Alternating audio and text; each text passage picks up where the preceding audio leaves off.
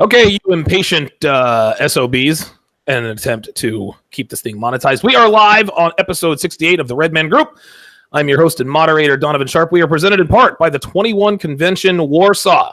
July 18th through the 21st, 21 Convention is headed to Warsaw, Poland. Buy your tickets now to get massive discounts. You can also get tickets to October's event in Orlando and get huge discounts as well. So buy now, guys, because the longer you wait, the less you save.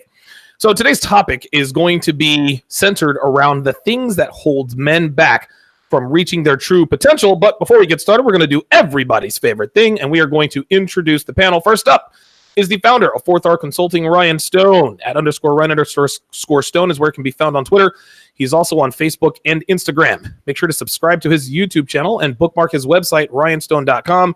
There you can find his exclusive content, including his I don't even know what your latest post is. The best post he's got on there is Playboys, Alpha Males, and Real Men, Manipulative Container Words. That was a really good read. Make sure you support him on Patreon as well. Just search Rian Stone. Next is our enforcer, Steve the Dean Williams. @The Man Mindset is where he can be found on Twitter. If you want to add him on Facebook, search Steve Williams. His website is themanmindset.com, where you will find dating videos, dating tips, merchandise, and of course, one-on-one coaching. Steve makes regular appearances on TSR Live, as well as the Red Man Group, as well as the Red Line, which airs every Friday night at 8 o'clock p.m. Eastern Standard Time. Next is a man who is either KGB, CIA, or the hot dog vendor on Madison Avenue in New York City, Carl Black Label Logic. Black Label Logic is where you can find him on Twitter, and make sure you bookmark his blog, blacklabellogic.com, where you can find the best post that he's written in a while called Of Criticism and Complaints of the Red Pill. Asian Ass Pirate, Jonathan of modernlifedating.com, is also on today's panel. Follow him on Twitter @modernlifejohn, and on Instagram, where he probably lives. Search Modern Life Dating. ModernLifeDating.com is where you can find his content like Triple Your Tinder. Tune in for his daily show, Interview with a Man, which is weekday mornings at 9 Eastern on his YouTube channel. Make sure that you enroll in his body language mastery course. He's going to be putting the dates here in the chat here shortly. That's modernlifedating.com/body language course, I think, or something to that effect. I'm sure John. Body language. Never mind. Body language. All right. Last but not least is the guy who cannot control his temper and is probably a little bit emotionally immature. Yours truly, Donovan Sharpe. You guys can find my content on donovansharpe.com, YouTube, and Patreon. I'm on the air Monday through Thursday afternoons at 1 Eastern. Be sure to subscribe to my Patreon, where I release exclusive content daily that cannot be found anywhere else. Guys, it is good to have you on this morning. What's going on? Hello. Thanks for having us on. It's going to be a great show. I'm drinking a particularly fine rosé today from a crystal glass inspired by all the bundle of stickery that's been going on lately. I figured pink wine would be perfect, and Ryan wore the shirt to match, so it's going to be a good show. Okay, so you're drinking pink wine, and Ryan wore the shirt to match. Is that a coincidence? You guys plan that? Now, here's what I planned. You see, those are Via Spigas. I'm told they're like $4 a piece. Damn. No, that's I'm too stingy for all of that. So what we're gonna do, guys, is we're gonna talk about some pitfalls, right? There are many potential pitfalls in a man's life that can set him back: a bad relationship, getting fired from a job, getting injured, et cetera, et cetera. Now, while a lot of these things can be mitigated with game, good work performance, and not taking physical risks, there are other things that are under a man's complete control that keep him from dominating life like he should. So the first one I'm going to point out, and I'm going to start with Carl here, because Carl seems to be as financially shrewd as anyone else, and this is bad financial decisions. And I'll start off with this. This is one of the big ones for most men. Men these days have absolutely no financial discipline or temperance. A big reason for that is because they don't have any goals, right? Now, financial goals, I think we can probably talk about in another episode, but it is important for a man to have his financial house in order if you want to push through and start changing your life for the better. Now, getting your finances in order is obviously it's not something you can do overnight, right? It takes time, it takes dedication, and sometimes it requires adjustments on the fly as a result of maybe unexpected circumstances rearing their ugly heads. Maybe car trouble, family illness, emergency, et cetera, et cetera. But it starts with making a conscious decision to gain control of your bottom line by realigning your priorities in terms of what's best for you financially, right? So I would point this out, Carl. I think that living above your means is probably the quickest way to hinder your progress in any capacity. I'm talking about driving a car you can barely afford, living in a place with unnecessary amenities. Like, oh my God, my apartment complex has tennis courts. Really? Do you play tennis? Oh, we've got a swimming pool. When's the last time you actually swam at your complex's swimming pool, right? Well, this means that you're paying a lot more than you really should, and you become impulsive with money, right? You become frivolous. So, Carl, what are some things that you can think of that holds men back from reaching their true potential from a financial side? Well, you're right on the money with the unnecessary amenities. I mean, from the show I just did with Ryan, one of the things I talked to him about was you want to have enough income where you can actually enable the lifestyle that you want to live. And it's a trade-off between how much do you want to work, how much do you want to cut back, and how much space does that get you. Like, I've always been a fan of it's always better to make more money than to cut back on expenses, because you can only cut back so far before it starts to hurt. Let's say you're on a limited income. Let's say you're a personal trainer at a chain gym. There's going to be limits to how many things you can afford, because, I mean, quite frankly, you don't make much money in that job. So you have to have an apartment that's within those means, and you can have a cheap apartment and still make it look good. Right. Because the whole key here is you need to get the appearance of wealth cheaply. And you can make an apartment look good. You can dress well, even on a limited budget, but it requires more work. And if you're on a limited income, I'd say the best thing, avoid anything that has to do with credit cards. Never buy anything with a credit card. Always be very careful about borrowing money, because that can add up really quickly. And if you're trying to pay off $100,000 in credit card debt, that's more or less tanks your finances for at least 3-4 years, unless you got a massive jump in income.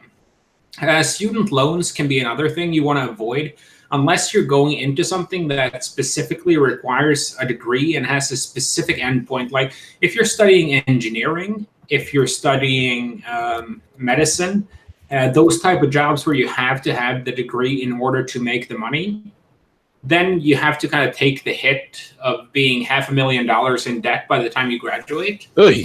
But at that point, you're going to earn a lot of good money after that. So that's kind of worth the investment. If you're paying $300,000 for a degree in English Lit or gender studies, probably better investments. I'm pretty sure cocaine would be a better investment than that, because at least with $300,000 of cocaine, you could probably resell that at a 1.2 markup, which would net you $60,000.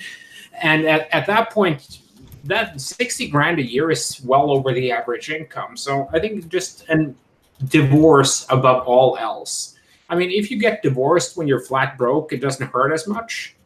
But if you get divorced when your wife has been allowed to put up like a keeping up with the Joneses lifestyle, where you're paying off cars, you're paying off a mortgage, you got a couple of kids that you're paying child support on, that's a bit of an issue. So the way I see it, I mean, you can cure most STDs with the penicillin, but it's very hard to cure a kid with penicillin. It just doesn't work like that. Well said. So you just have to avoid getting into those dumb situations when you're young. I mean, if you want to have a kid, if you want to have a wife and you hit your 30s or 40s, go ahead and do it. But by then, the little head will be out of control and your big head will be back in charge and you have something to lose. But if you're in your 20s, avoid credit cards like the plague. Focus on building a solid financial foundation. Focus on living below your means to the point where you can put away money every month. So you can build basically your bailout money fund in case something happens. And once you have that fund, I tend to think about 3 months' salary is ideal to just have in liquid assets. It doesn't have to be, cash, but it should be in probably going to be some low interest stuff, no mutual funds that you have to get out of, no stocks that could potentially take a dive. And then once you have those 3 months set away, you can take everything above that and you can put that into mutual funds, put it into various investments. And be very aware, by the way, of the difference between an investment and a gamble. And an investment has a cash flow. If you have rental properties, that has a cash flow. Right. If you buy stocks, that has a cash flow. If you buy a bond, that has a cash flow. If you buy art, if you buy wine, if you buy currency, if you buy Bitcoin, if you buy a house, that doesn't have a cash flow. What you're looking for there is it to appreciate in value so that you get a difference between what you bought it for and what you're selling it for.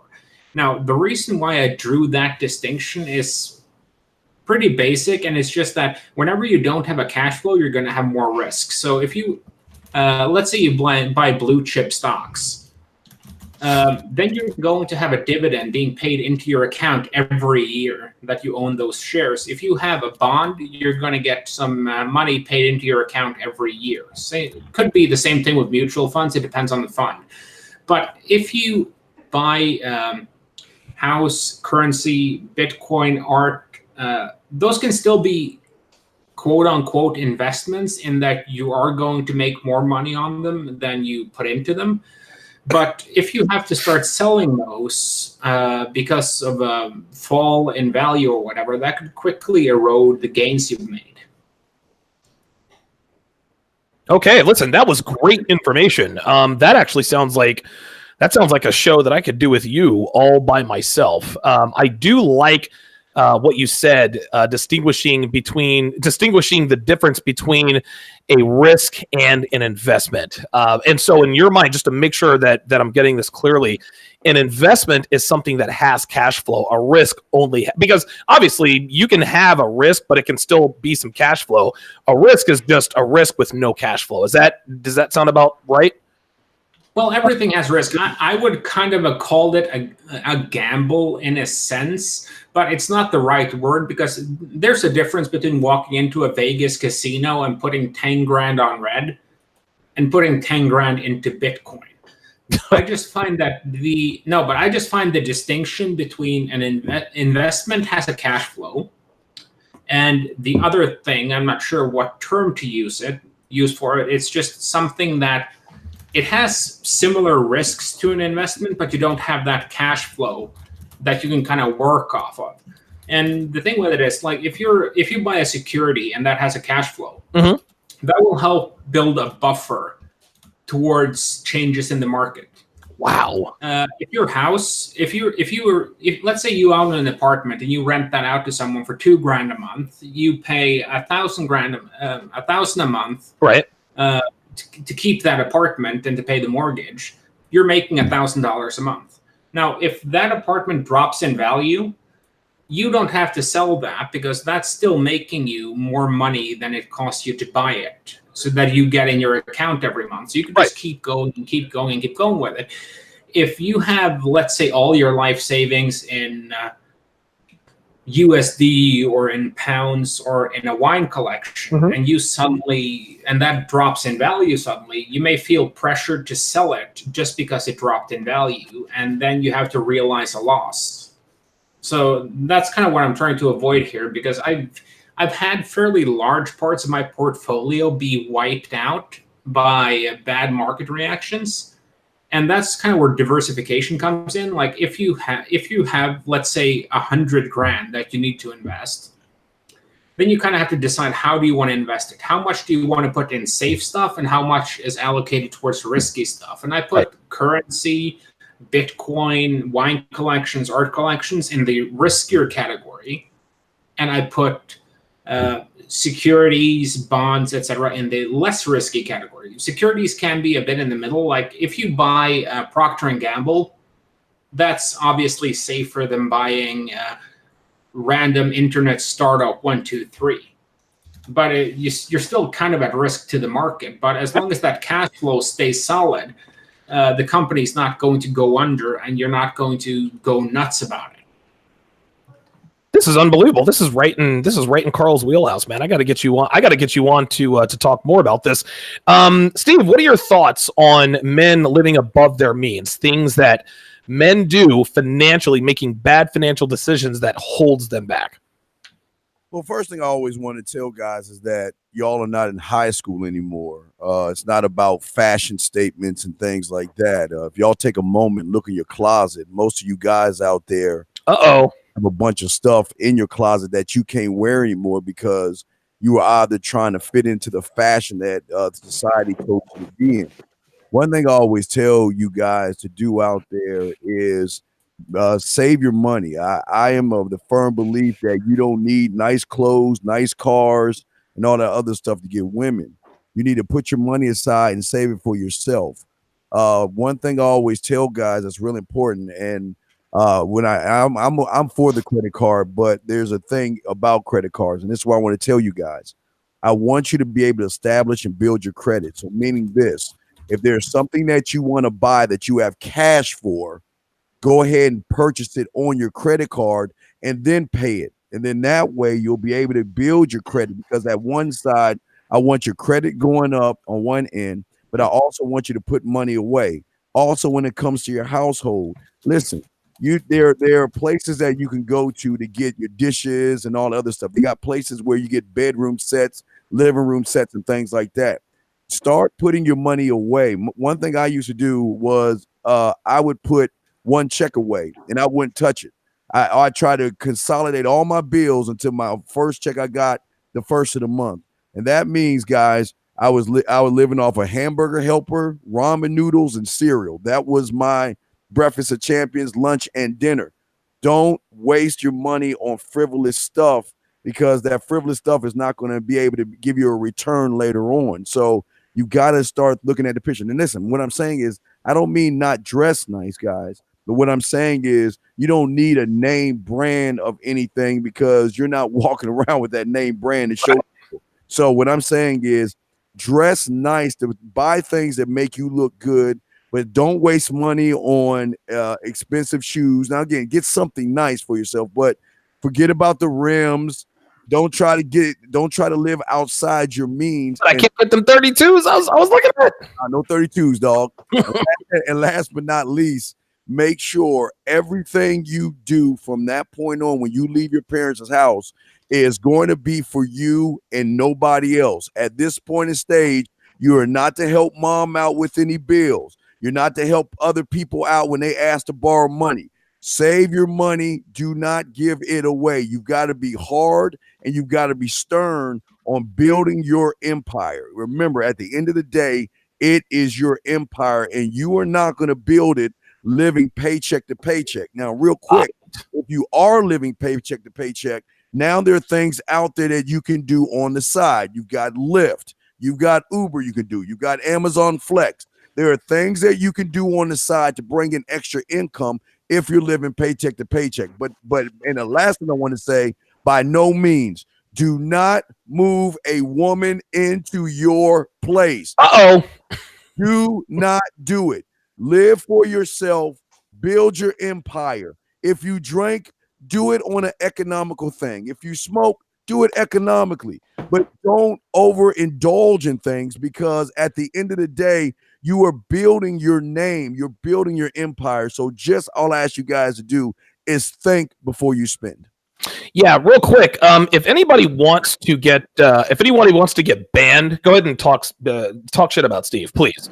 Like, if you want to just get banned, you want to get kicked. What? Who's talking smack about Steve? You know what? What's wrong with you people? Listen, you'll never know, because we kick him out. Like, Steve catches listen, I bitch and complain about all the haters I get. Steve catches heat from everybody. I don't know. Like, does Steve have a funny nose? Like, did he fuck your mom? Like, what? Well, I don't know what it is. What did Steve do? I don't get it. It just doesn't. Steve, what did you do? Well, Steve, seriously. Well, at least he doesn't have a bunch of numerologists on his ass 24/7, because you pointed out that for a bunch of guys who are obsessed with numbers, their shit don't add up. That was clever. I like that. That was really Steve clever. just said, somebody just said Steve is the greatest person on earth. That's what I'm talking about, guys. Whoa. Slow that down, Donnie. Well, I can't. Ryan, You lose number one? I'm just a man, dog. That's it. MLD, man, what are your thoughts on the bad financial decisions that men make that hold them back from reaching their true potential? Well, most guys, when they get in over their head financially, 9 times out of 10, they're doing it to impress somebody other than themselves. Ooh. Right?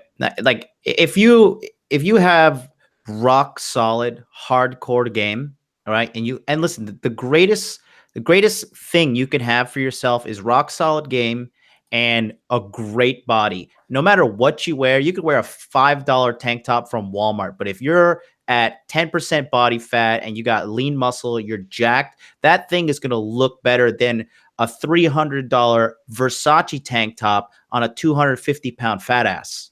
All right. And that's the thing. You can't spend to alleviate your lack of manhood or your lack of game. So what I see is a lot of guys, they try to buy the acceptance. I know it's so cliche to say, but it's very true.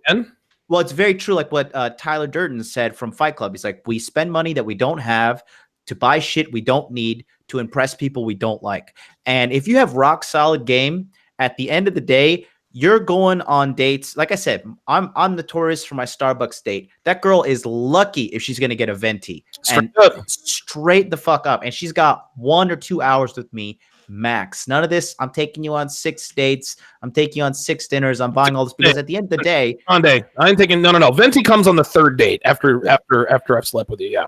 And at the end of the day, when you are fronting all these financial benefits, what end up happening is you start making the woman attracted to you for the financial benefits, not for who you are. So I'm very Spartan in the way I live. Like I'm super minimalist. I live near like a discount butchery here in Japan. And I go to like Anytime Fitness. I don't floss the fuck out. Like the craziest thing I buy was like a watch, and I knew that the watch was going to appreciate in value. Other than that, I'm very, very frugal with my money because at the end of the day, I know that if a woman doesn't like me for me, the guy that I am, and I have invested in myself to become an awesome guy. And if she doesn't like me for me, but the financial things, like she likes me because I have a nice car, I have a nice watch. She knows that I don't know what are some high status. I have a nice expensive apartment where I'm just pissing my money away on rent. If she likes you for those things, it's not going to end up well for you in any situation whatsoever. So as a guy, I always tell the guys on my channel, on my show, it's like, you have to do the big 3, which I always say, make money, make muscles, and learn game. If you could do those 3 things, you are set for life as a man. Excellent. Well said. Shout out to MRA Music with the $10 super chat. And we're going to get to the super chat questions a little bit later. I'm going to read the questions. I don't want us to get off track, but we will get to you guys. He wants to know what our current views are on celibacy, fornication versus gaining valuable early dating experience, spinning plates before marriage. I'm 22, brought up in a traditional Christian family, looking for some perspective and advice. We'll get to that later. Dean Nip with the $2 super chat says, smash the like button and buy tactical soap. Davy or Davy Furtado with the $5 super chat says, I'm 23, living with my parents. Thoughts on renting a place and moving out, even if that means I'll have to spend 80% of my salary in rent and expenses. Tendo Kanye, I just call him Tendo K. I'll call him TK with the $2 super chat. He says, I appreciate you guys, but he does not appreciate the fact that Steve doesn't handle him with kid gloves when he is trying to give him that tough love. It's called tough love for a reason. Ryan, I would say though, the biggest thing you can do about fornication versus celibacy. Mm-hmm. No guy who ever gets laid uses the term fornication. Stop, please. I'm begging you. Yeah, I would agree. It's called having sex. It's not fornicate. Okay, whatever. Gotcha.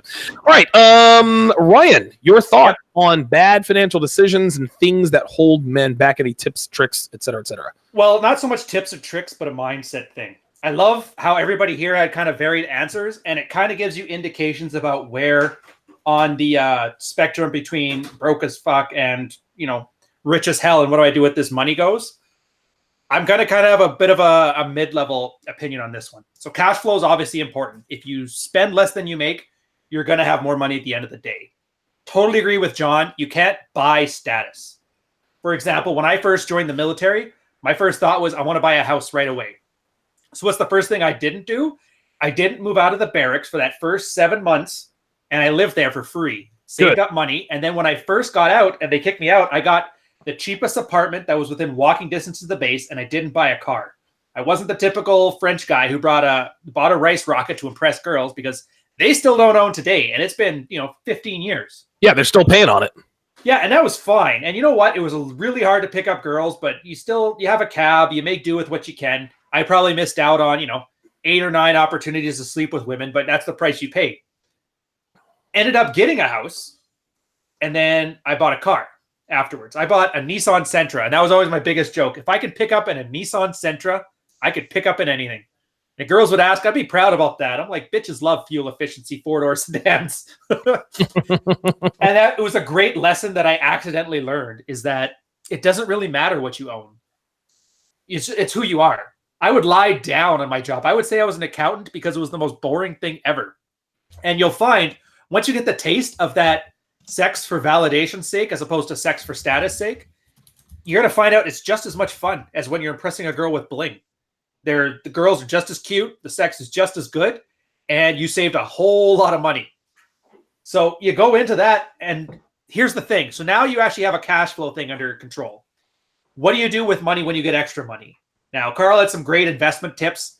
The average guy is not going to have an investment property to look it up. So you look at, and this is the most important thing you can possibly learn about economics and about finance, it's opportunity cost. If you have $3,000 in a bank account to your name, where is the best use of it? And I would argue that investing in yourself is probably the easiest. Yes. For example, when I was leaving the military, they were paying for degrees, a program called an ILP. My graphic design degree was pretty useless, so I went in again, got a business and technology degree. That $24,000, I got that back, recompensated once. So I put $3,000 into paying for a semester. When I would pass the courses, the military would pay it back. And I would just invest that into myself.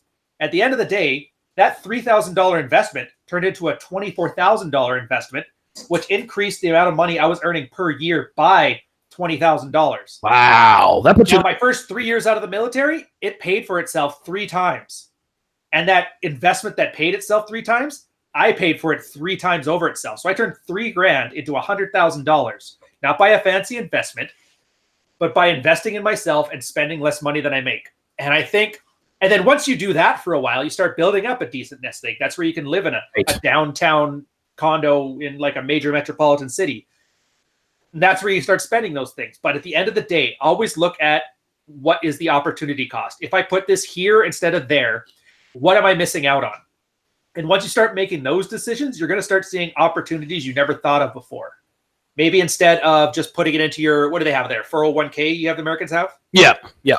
Maybe instead of putting $1,000 into your 401k that'll make 5% over 20 years with compound interest, you find that you invest in a whole bunch of, like one example from way back, a bunch of fidget spinners and sell them for 3 times their rate. And you're doing all these small steps, and then they all start to build on each other. And I think that's the best thing you can do with money. And the less status you get from it, the better, because then your ego never comes into question. It's strictly a valuation question for you. And then, am I also taking on fornication, Christian boy here, or no? No. We're going to take on fornication a little bit later on. All right. Well, I'll pass that off to you guys then. Very good. Very good. Shout out to KP9477, aka KP and Envy. Shouty swing my way. Big 90s hit. Says, you guys are all top-notch men. Who else would be spending hours on their Saturday mornings to come together and help? Man, you guys could be selfishly spending your Saturday, but you are helping us. Much respect and thanks to the panel. Appreciate that. I'm an old guy. I'm 41 years old. I'm not really doing much else on a Saturday morning. Saturday night for me in Tokyo. So, yeah, thank you very much, Kevin. Pardon. not all of us can be cool like Jonathan, Japanese booty bandit, modern life dating. My take on this is this, and I'm going to piggyback a little bit off of what Ryan said. Everybody knows that you should never live above your means. Everybody says that. But here's the thing. A lot of people... What they and every American does this. What they don't realize is that when they start to earn more money, when they upgrade financially, they upgrade their lifestyle. Okay, so for example, let's say you come out of college, or whatever job you have, you're making $50,000 a year. Okay, you're driving a Honda Accord. You live in a 2-bedroom apartment. You've got a Windows Phone. Okay, let's say you get a raise to $75,000 a year, and again, that increases over time. But now instead of driving a Honda, now you drive an Acura, right? Instead of living in a 2-bedroom apartment, now you live in a 3-bedroom apartment. You've gone from the Windows Phone maybe to the Samsung Galaxy S, whatever, right? Now you're making $100,000 a year. Now you go from the Acura to the Mercedes. Now you're not living in a 3-bedroom apartment. You're living in a downtown condo. And now instead of having that Samsung Galaxy, you've got the iPhone 17 or whatever the case may be. What you also have, what people need to understand, we all know that you have to spend, you have to never live above your means, but don't upgrade your lifestyle as you upgrade your income. This is where people get into a lot of trouble. My general rule of thumb is always, if there's something you want to buy, and this is just random off the cuff advice, let's say you want to buy something that's $3,000. Don't save $3,000 to buy it. Save more than twice as much as you need to buy something, because what ends up happening is that, let's say you save that $3,000 and then you go and you buy it. Well, guess what? Now you don't have any money anymore, and you don't have any savings anymore. Always make sure you have money in the bank after you save up for a big purchase. As far as rental properties are concerned, owning rental property, I owned 7 rental properties in Las Vegas, and I made a shit ton of money off of it. And here are a few reasons why. The first thing I did is I took on very high risk tenants. There was no credit check, right? When you put into Craigslist, no credit check, 3-bedroom single family dwelling in Summerlin, right? That's going to get you're going to get more applications than you know what to do with. So what I did is I operated it like a buy here, pay here car lot, or a furniture rental company. I need 5 references. I need 5 people that know you, number 1. Number 2, I need income verification. I need to talk to your boss. I need to know what's on your paycheck stub. Number 3, and this is something that I did for all of my tenants and I don't know of anybody else who did this in the Vegas area. The rent was never due on the 1st. From the 1st to the 5th, that seems to be standing operating procedure. What I did is I would ask, okay, Mr. Calderon, when do you get paid? I get paid every other Friday. Okay, so your rent, and I gave him 2 options. You can either, if the rent was $1,200 per month, you can either pay me $600 per paycheck every other week, right? You're going to pay me $600 every other week. What I wanted to make sure, guys, I made rent due on their payday, so I was the first to get paid, right? Most people make more than enough money to pay their rent. But so many people are late on their rent because they pay other bills, they make frivolous purchases. Oh shit, my rent is $1,200 and I've got $900 left. What am I supposed to do? Mr. Sharpe, I'm going to be able to, no. I would also break it up into weekly payments. Whatever the case may be, rent was always due on their payday. That gave me the ability to charge a lot more because people were thankful that they could rent a nice home even with bad credit. The $1,200 a month rent that I had at the 2-bedroom single family dwelling in Summerlin, my mortgage was $365 a month. I was making money hand over fist, and I did this with all 7 properties. I had 2 very small apartment buildings, very small apartment buildings. One housed 4 families, the other one housed 6. It was the same thing. So I operated it like a buy here, pay here lot, in that I charged them more interest, and they were happy to pay more interest because they were happy to rent from a down to earth guy who, made the rent due when it's most convenient for them to pay. Because if somebody gets paid on the 5th and the 20th, like a lot of people do, especially that work for the state of Nevada, by the time the 1st comes around, all of their money was spent. So that's kind of what I did. One thing that guys should not do not spend money on women. That's just all there is to it. Don't spend money on your woman unless she earns it. That's what holds a lot of people back. And one more thing in terms of what Ryan said, and I could not agree more. You can never, ever, ever spend too much money investing in yourself. Guys, I got a gym membership. I spend money on TRT. I spend money on HGH. I spend money on Devin's personal trainer. All of that is damn near $1,500 a month. We are investing in ourselves. You can never ever spend too much money investing in yourself. You spend a lot now so that you can reap the benefits, reap those rewards a little bit later on in life. Okay, Carl, you had one last thing to add to the financial discussion. Yeah, you hit on it. A woman is never an investment. She's never a profit center unless you're a pimp. She's a cost center. Ooh. So I'll give you an illustration on that because, as some of you know, I have back issues because it's a sex story. If you want me to tell that sex story, drop a super chat, and I'll tell the story later. All right. If someone drops the super chat. But anyway, so I went in to get a Thai massage today to help work my back out. Now, the massage cost me about $50, so not too expensive. So I went in, got the massage, and as we were nearing the end, she was like, "Do you want any extras?" And it's obvious what she's getting at. So I was like, "Okay, how much is the extra?" And she's like, "Well, it's $50." And so I was like, "Well, it's a 40-year-old Thai girl, not particularly hot, and I'm going to hit the town later after this show, and I'm probably going to get it for free. So I'm sorry, no deal." Saved $50 right there, because you should never pay for something you can get for free. And it's very easy to, let's say, liberate assets from your job or from other places where you frequent, if you want to cut back on those cheap, frivolous expenses. Free staplers. Free staple. Copy paper, for instance. Living in it. I haven't paid for copy paper in 20 years. Good stuff, man. You guys are listening to the 68th episode of the Red Man Group.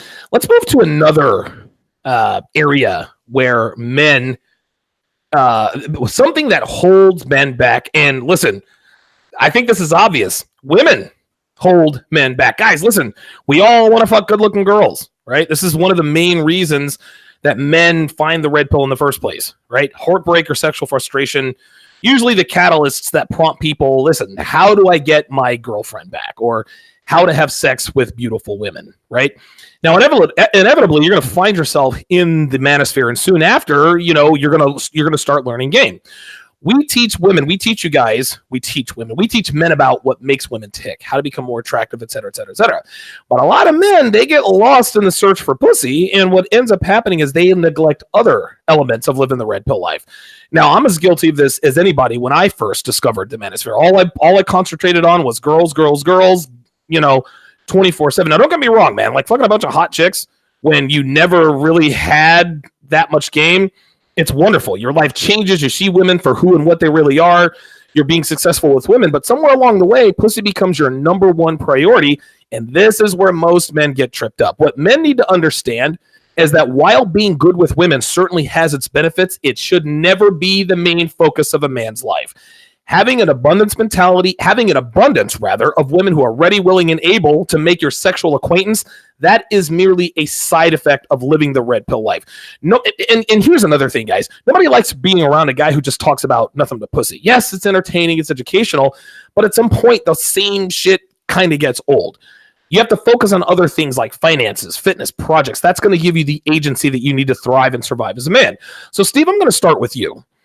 Why is it that the relentless pursuit of women holds men back from reaching their full potential?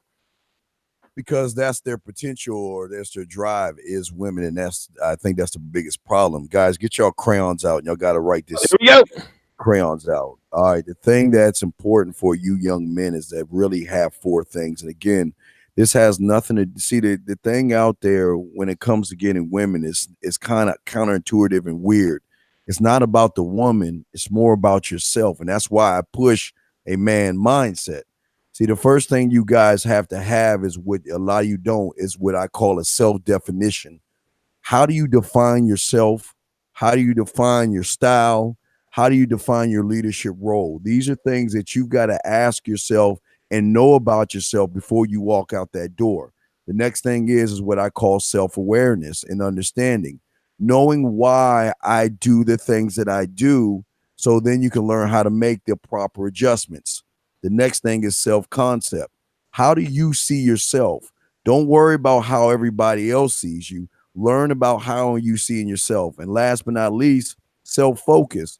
And that means going back and retooling and making adjustments. Real quick, I always tell guys out there that you're not a loser, okay? Because I know it's cliche, and I always tell guys you were born a winner, and that's true. I mean, when your mom and dad got together, you beat out millions of your brothers and sisters to reach the egg. That made you a winner. Just somewhere along the way, you forgot how to win.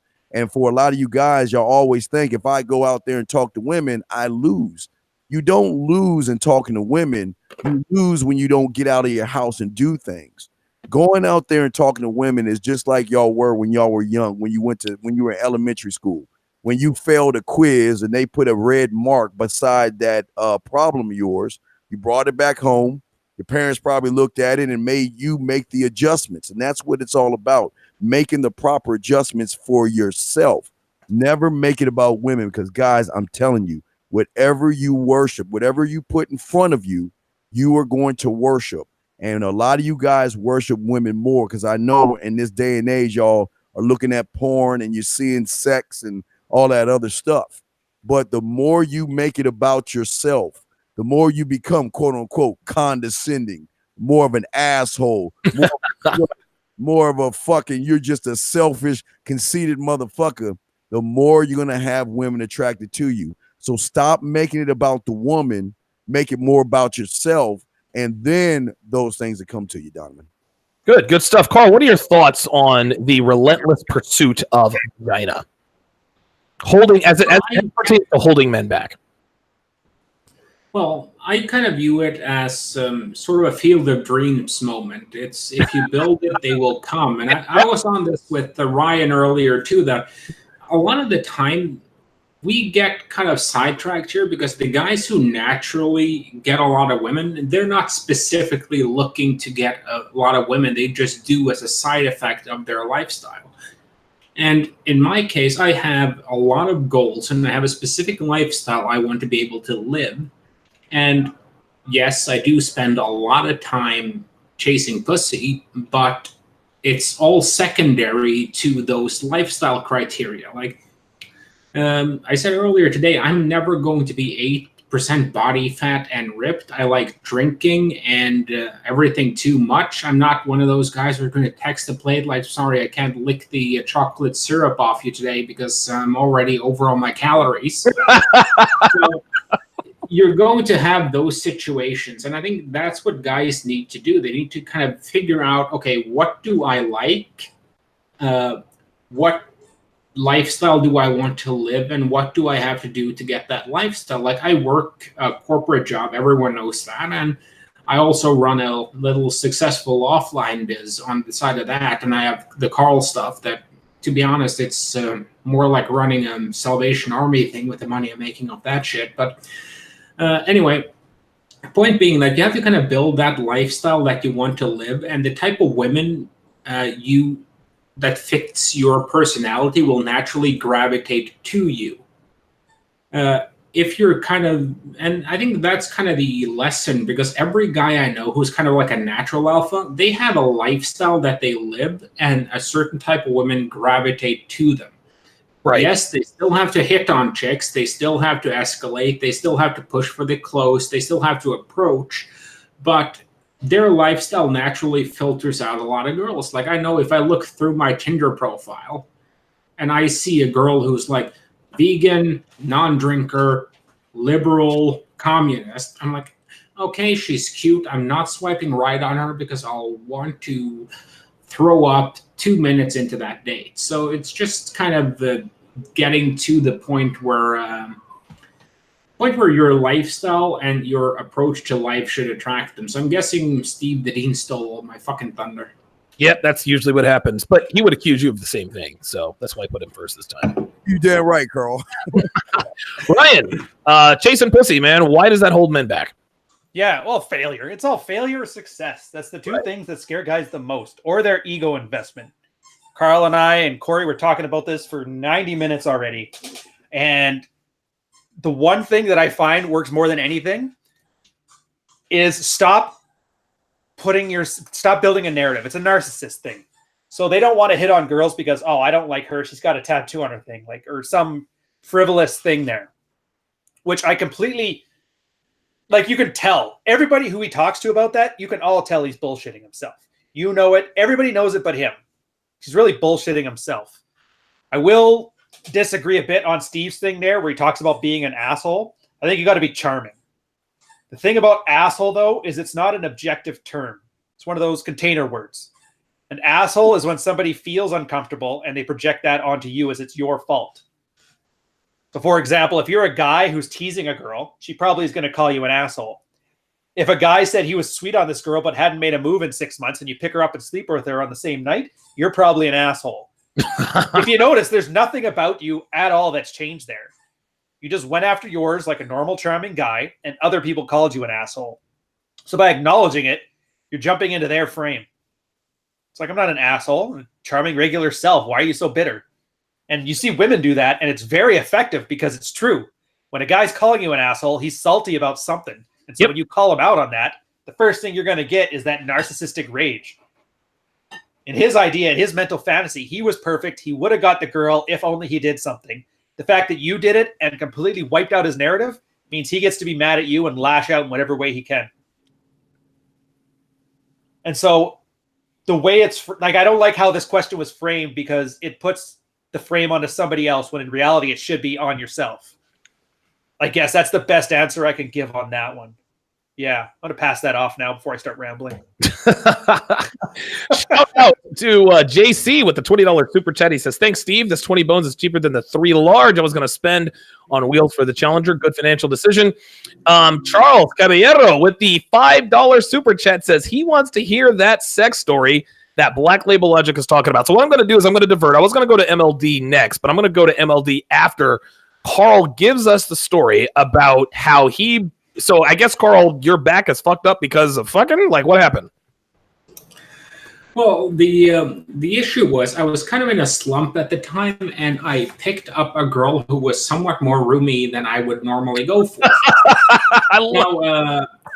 This girl had been rather thin before, and I don't think her mind was caught up to her physical properties. Now, at the time, I was in a student dorm, so I had one of those, those cheap-ass fold-out couches? Yes.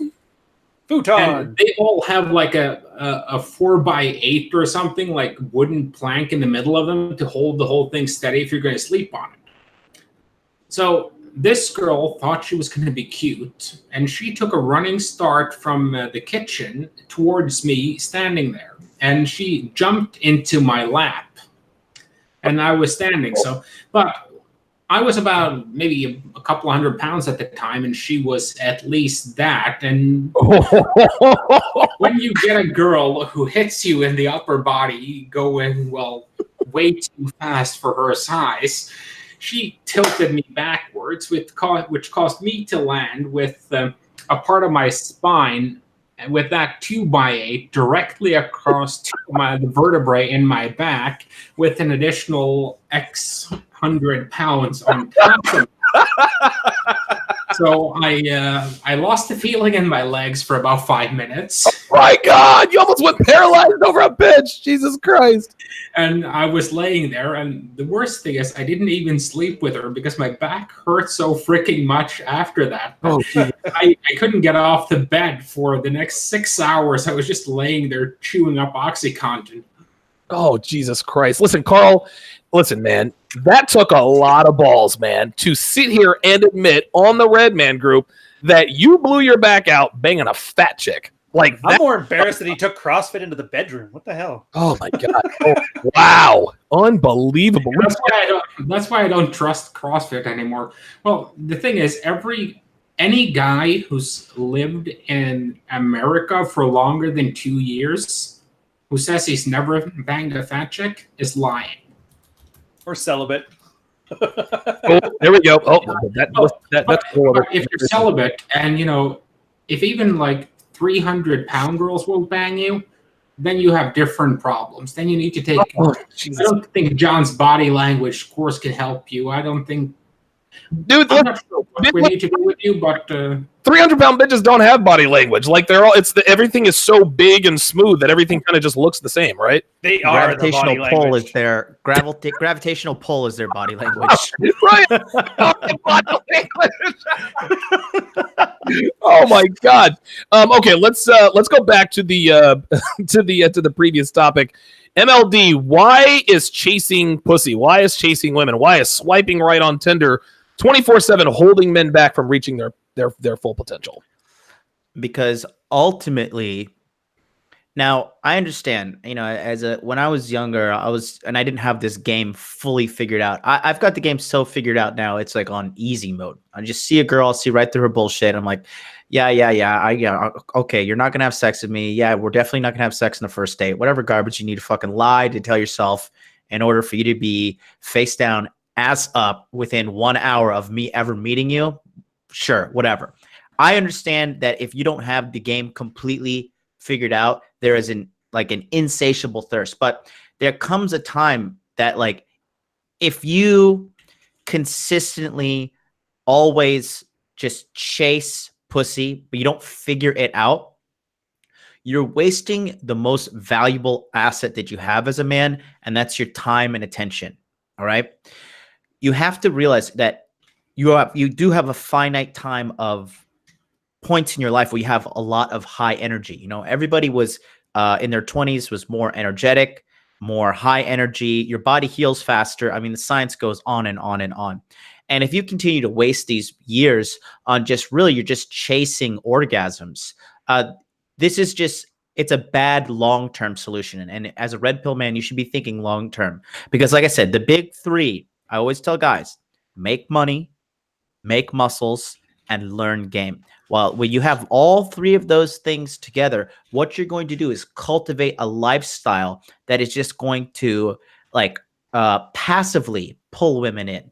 You're just going to be going to the grocery store, but you're jacked. You got yourself a nice watch on, whatever. You have your finances figured out. You give off this aura of success and completeness when you have all of these things, all these boxes checked in your life, and that will be pulling women into your life. Like you're not even going to be trying, and you're going to be attracting women because you have become a high value man. Compared to the other side is like when you're just always the guy, just doing bare minimum to get by financially, and then going to the bar every Friday, Saturday, Sunday, and chasing ass, and that is going to lead you down a dead end. I see some people going through it right now, like guys who all their whole life, they get into like their 40s and then they kind of freak out. Like, whatever's going on with Roosh right now is a good example. And also that guy, Delicious Tacos. Like, these guys, Delicious Tacos is a favorite case of mine, because this guy, clearly he has no game, but now he's into his 40s and he's been chasing pussy his whole life, but he never tried to understand it, never tried to become a better man, never added more onto his life. And now he's like in his 40s freaking out. He also found Jesus and he's hiking in the mountains, and he's kind of like having this meltdown as well. It's pretty funny to watch. And that will happen to you as a man if you just constantly prioritize chasing pussy. At the end of the day, your looks will run out, your energy will run out, and then you're just left alone with this lifestyle that you didn't cultivate. You didn't build, you didn't get a piece of property, you don't have multiple streams of income, you didn't build an empire, you didn't build a kingdom for yourself. Right. We're not just chasing women, we're chasing excellence. And to be a guy that's forever chasing, I've seen it. It's a sad story, man. I see it in Japan. These guys, they decide to be English teacher from age 25 to age 45. Now you have 20 years. All you've been making, $36,000 a year for 20 years. Like a home run for you is $50,000 that year. And next thing you know, you're 45. You want to go back to the States. You have no credit. You have no property. You have no skill set, but you got all that pussy in Japan. But at the end of the day, where is that going to get you? It's going to get you nowhere. So you have to be thinking long term, because if you're not thinking long term, I mean, I don't know what you're doing with your life, really. Very good. Very well said. I was going to say, I hope you're not talking about yourself, but you're 31, 32 years old. So that you're not that 45-year-old who definitely not talking about myself. I am doing great. Gentlemen, you are watching the 68th edition of the Red Man Group. We are brought to you in part by Tactical Soap. Bond, Maverick, and Durden all got plenty of women, and with Tactical Soap, so can you. Blondes, brunettes, redheads, and purple-haired sluts will all fall at your feet with regular use. If results are too intense, please decrease use. We're going to open up the phone lines here in a little bit, but I'm going to pose. Actually, the phone lines are open now. 914-205-5356. That is 914-205-5356. That is the number to call in. I'm going to go to the third thing that holds men back financially. And it's actually a combination of the first two. So the first one was making bad financial decisions. The second one was chasing after women, chasing after pussy all the time. Bad financial decisions plus chasing after pussy equals fucking with single moms. Guys, anyone who dates Anyone who wifes up a single mom is doing so because of the pussy, meaning that pussy is at the top of his list in terms of her qualifications. Guess what, guys? It is also financial suicide on many levels. Committing to single moms, guys, and I cannot tell you this enough, and I know Richard Cooper would back this 100%. It is the single most detrimental thing a man can do to himself. Not only will you suffer emotionally, you will also suffer financially. Now, there are many reasons fucking with single moms is a fool's errand, and I've highlighted a lot of those reasons in a lot of my previous episodes. No one is saying not to fuck single moms because they're easy targets. What we're talking about is committing to them, sharing residences with them, marrying them, wifing up girlfriend, etc., etc., etc. Never mind the fact that you have to deal with single mom fuckery, like cheating with the baby daddy, bad attitudes, entitlement complexes, etc., etc. They're a financial pit. Guys, you're stuck paying for everything because single moms are straight up broke ass bitches. Right? Like, it's one thing to spend unwisely on yourself, but spending it on an undeserving woman, that is quite another. Listen, at least you're getting some sort of benefit by buying useless Jordans or video games or whatever vices that hinder your life. But there is no return on investments from single moms, sexually, financially, otherwise. If you want to torpedo your life and set your life back by several years, commit to a single mom and she'll waste no time sucking you dry of your time, your freedom, your money, your faculties, your agency, and anything else that can benefit you in a positive way. Ryan, what is your take on single moms being the single worst thing a man can do to himself in terms of holding himself back? It is so funny you mentioned that because the last week I've been sending out emails about my worst experience with a single mom. She's tied for first place with the other three that I've had. Oh, wow, we've got a four-way tie at the top. Yeah, 100% all-way tie between worst single mom I've ever dated. And I remember, if those of you guys caught Rollo and Pat Campbell's show on his CK something, same thing. I think what a lot of guys miss, and that's because that's the way a lot of girls frame it, is I'm not calling single moms trash. I really don't care if they're trash or not. I'm thinking about this from my perspective. As a man, let's say I'm single or looking for play or whatever reason, I'm going after girls. There is nothing beneficial for me in the single mom thing. All the excuses you hear are just that, excuses. Some people will say, well, single moms must be good in bed because they have kids, so they've clearly had sex before. I can guarantee you from my own experience, single moms are not better in bed than other women. And in a lot of cases, they're worse. Right. I will say there is nothing... And you can't say that single moms are hotter, because anytime you've been with a single mom and a girl who hasn't had kids, you see the stretch marks. I remember, and here's my Carl story minus the back injury. I remember finding out a girl was a single mom when she was riding me, and I tweaked her nipples and milk shot out. Oh, Ryan, do not. Are you serious? Kudos to me. I knew the one rule about having sex is don't look surprised. God. So I fucking plow right through that. Wow. Dude, you're a better man than me. No, I wouldn't have done that. I'd been like, oh shit. Oh, would you have sacrificed? Would you have blue balled yourself over that? I would have, I'd have blue balled the hell out of myself. What the fuck? I mean, what we got lactating? No. Ugh, that's all. Yeah, I'm a man of focus. At that point, my focus was set. I'm like, at this point, it's already too late to turn back. You're a better man than me, dude. I'd have made a whole scene out of it, dude. Ryan, at least I've done the same thing, but I was sucking on her tit and I got milk in my mouth. I've heard it tastes sweeter, but that's fine. Like, whatever. The point of the story was disgusting. Yeah, so it's not like they're not hotter and tighter. The only benefit I've heard guys say that's somewhat plausible but still retarded or bullshit. Guess you're not allowed to say the R word anymore. It's like an N-bomb for slow people, but whatever. Is that a girl who was hotter before the kid will accept less hot guys than they would before. Right. So yeah, you're maybe going to be able to step up, but is it really worth it? Like, I don't think a girl that's maybe 1 point higher on that 1 to 10 scale is worth all the crap that comes with it. Whether you decide to become a surrogate dad number one, whether you have to deal with her ex-husbands. Like, I remember this, the last single mom conversation I ever had sexually was I picked up the phone and that milk girl, she's the last one. She said, "Hey, my baby's dad's out of town. What are you up to?" And I'm like, something else. I hung up, never talked to a single mom again. Never. I wish I could articulate it, but there's something visceral about the father of my children is out of town. What are you doing right now? There's something inside me that just said no, and I had to trust it. Listen, hold on. No. But you put it out right there. Why is the fact that the baby daddy being out of town? Why does that mean I can fuck you now? Here's what it means, Ryan. You did the math and didn't even know it. If I can fuck you now that he's out of town, why can't I fuck you when he is in town? Because you're fucking the baby daddy. That's why. Oh, the bill payer, the whatever you want to refer to it as. I didn't like it. God. There's nothing about it that appealed to me. And she definitely wasn't cute enough to put up with that stuff. And if she was, there's other girls that are just about as cute that I could have settled for. Straight up. All right, guys, we got 3 calls in the queue. We're going to go ahead and area code 714 is first, then 754.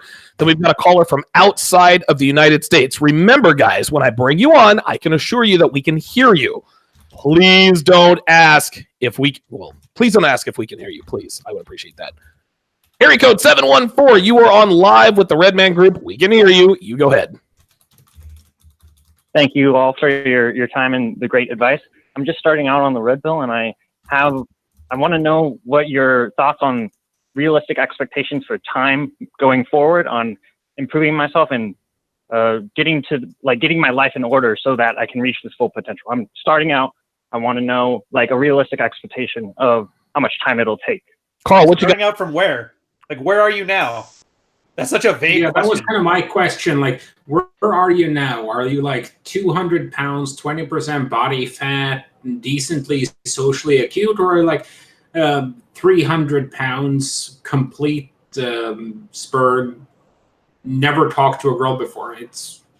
Can we kind of get an idea where you are? Yeah, where you at? Also, where do you want to go is a big determinant. There's a question too, yeah. Okay, great. I know I haven't spent the time to actually determine those standards, but I'll give you the background of what I am currently at. I'm got average body weight. I think I'm 155. I think I'm a little heavy. Like I got a gut. Got to work on that. Skinny fat. That's skinny fat, dude. All right, wait, you're interrupting. Finish your story. Anytime. That's the body part, and then my social skills are where I'm lacking like majorly. Yep. Okay. How old are you? I think you can make a good progress in 6 months, to be honest. I mean, if you get meticulous about it, you can add about, 24 pounds of muscle, according to Martin Burkhan and Lyle McDonald, in about 12 months. So you can do decently there. Your social skills, it depends on how many punches can you take to the face consecutively. Because you improve your social skills by interacting with people and talking to people and dealing with people in general. So it depends. I mean, how quickly can you get out there, start interacting with people, and start building those social skills? Yeah, and how much interaction or how much anxiety you have first, too, right? Like that's where your open mic night or my improv classes come in handy. You know, some guys can do that in like 2 months. Like guys from sales are notorious for that. Those are such transferable skills that a guy who's done sales can get into game and make huge progress in a month. A guy who's locked up in a cubicle looking at spreadsheets all day probably takes a bit longer. So it entirely depends on the important thing is to start and to get some realistic feedback from the world on where you are. And that's going to hurt your ego probably at first, because it's never fun to feel like you don't have mastery of something and you're way out of your depth.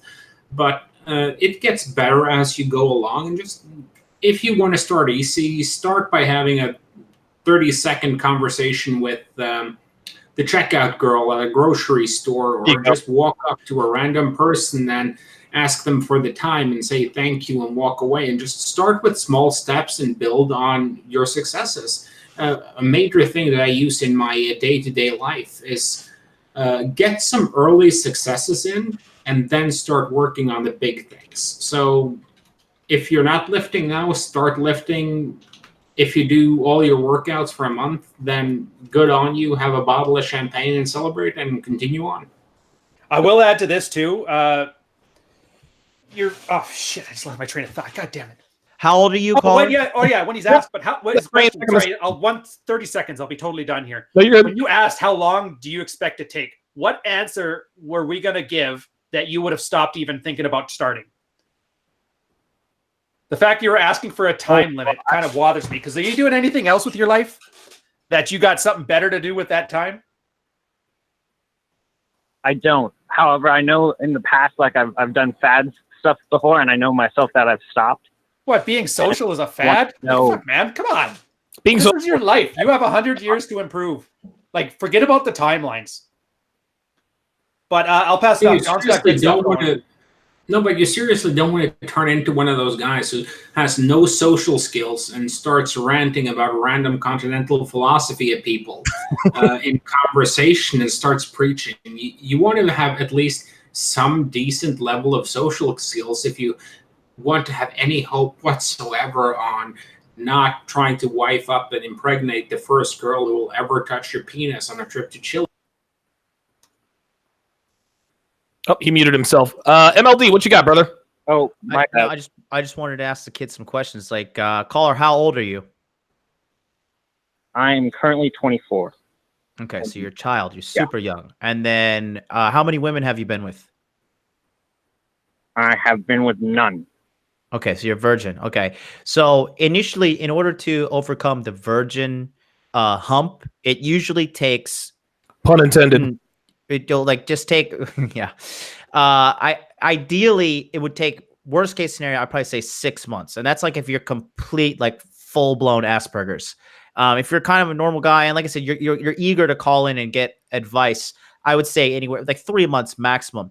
The best advice I can give you is you need to find a mentor, and you have to actually take a concentrated effort towards doing this. This is not just like a one day I call in, I read some blogs, and I try a little bit. You really need to like sit down and ask yourself, do I really want to get this part of my life sorted out? And then if you do, you need to find a coach online, one of us 5, or like, even if a guy in your life, he's like running through a bunch of girls. But if you want to get this part of your life handled, it will be one of the most rewarding things you can ever do, because you'll have an abundance of women. But ultimately, if you do not tackle this full force head on, then it will resurface in some later point in your life as a problem once again. I can guarantee you that. So you need to tackle this head on. And I would say the best way is with one-on-one coaching. Excellent. Steve. Yeah, he's absolutely right. You need one-on-one coaching, but you also got to cut out all the bullshit, cut out the tricks, the gimmicks, all that manipulation and deception, and get your ass out there and face what you fear, number one. Number two, you got to also realize that there is no time limit. Don't, like Ryan said, he's right. You're looking at time limits. That's your biggest issue. There's no time limit on your growth, because your growth should be infinite. You should always keep growing. So don't put a time on that, number two. And the last thing I want to say to you is this. You got to understand, young man, you don't even know what the game is about. I hate using the word the game, but you don't even understand. It's getting to know you first. It's learning what to say when you approach a woman. It's what you say when you text a woman. It's how you move on the date, what you do on the date. You got to learn about sex. There's a several bunch of things you got to learn. It's not just a, one quick magical pill or let me drink this thing type bullshit. It doesn't work that way. So when it comes to how long it's going to take, that is up to you. But I'm telling you right now, if your behaviors don't line up with what you're thinking, you're never going to get it, man. Donovan? Yeah, this is real quick. Somebody in the chat, TC, hit this right on the head. He said, caller, believe it or not, building up your body will also help with your social skills simply because of the added confidence. You're 150 pounds, but you said you're quite heavy. You are what we like to call skinny fat, right? If you eliminate the skinny fatness, you get into shape, you'll be amazed at how much more social you become. Thanks for the call. Guys, I'm actually going to change up the format here. I'm going to bring the next caller on the line, and caller's area code 754. I think we've got Muhammad on the line, and area code 403. Every caller from now on, I'm going to ask you a few rapid-fire questions.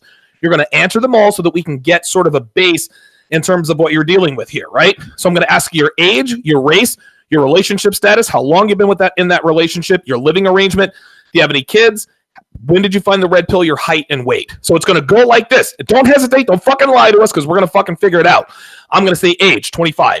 Race, white. Relationship status, girlfriend. How long? A year. Living arrangement. I live alone. Do you have any kids? No. When did you find the red pill? 6 months ago. Height, 5'10", weight, 175 pounds. Right?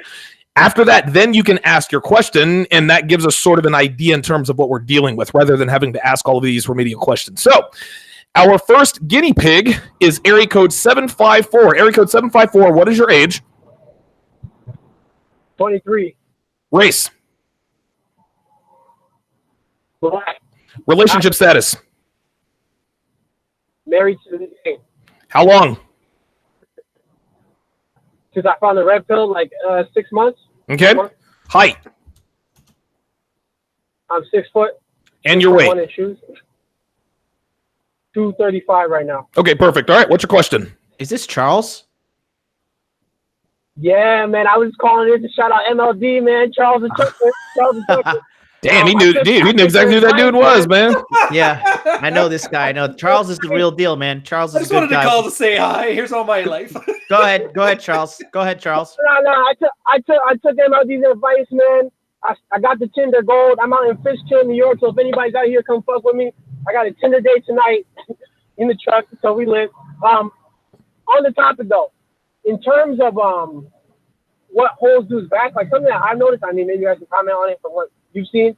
I feel like a lot of guys in my age group, like people just aren't hungry, and like they go to college and that shit just brainwashes the fuck out of them, and it's just like I can't relate. I just can't relate.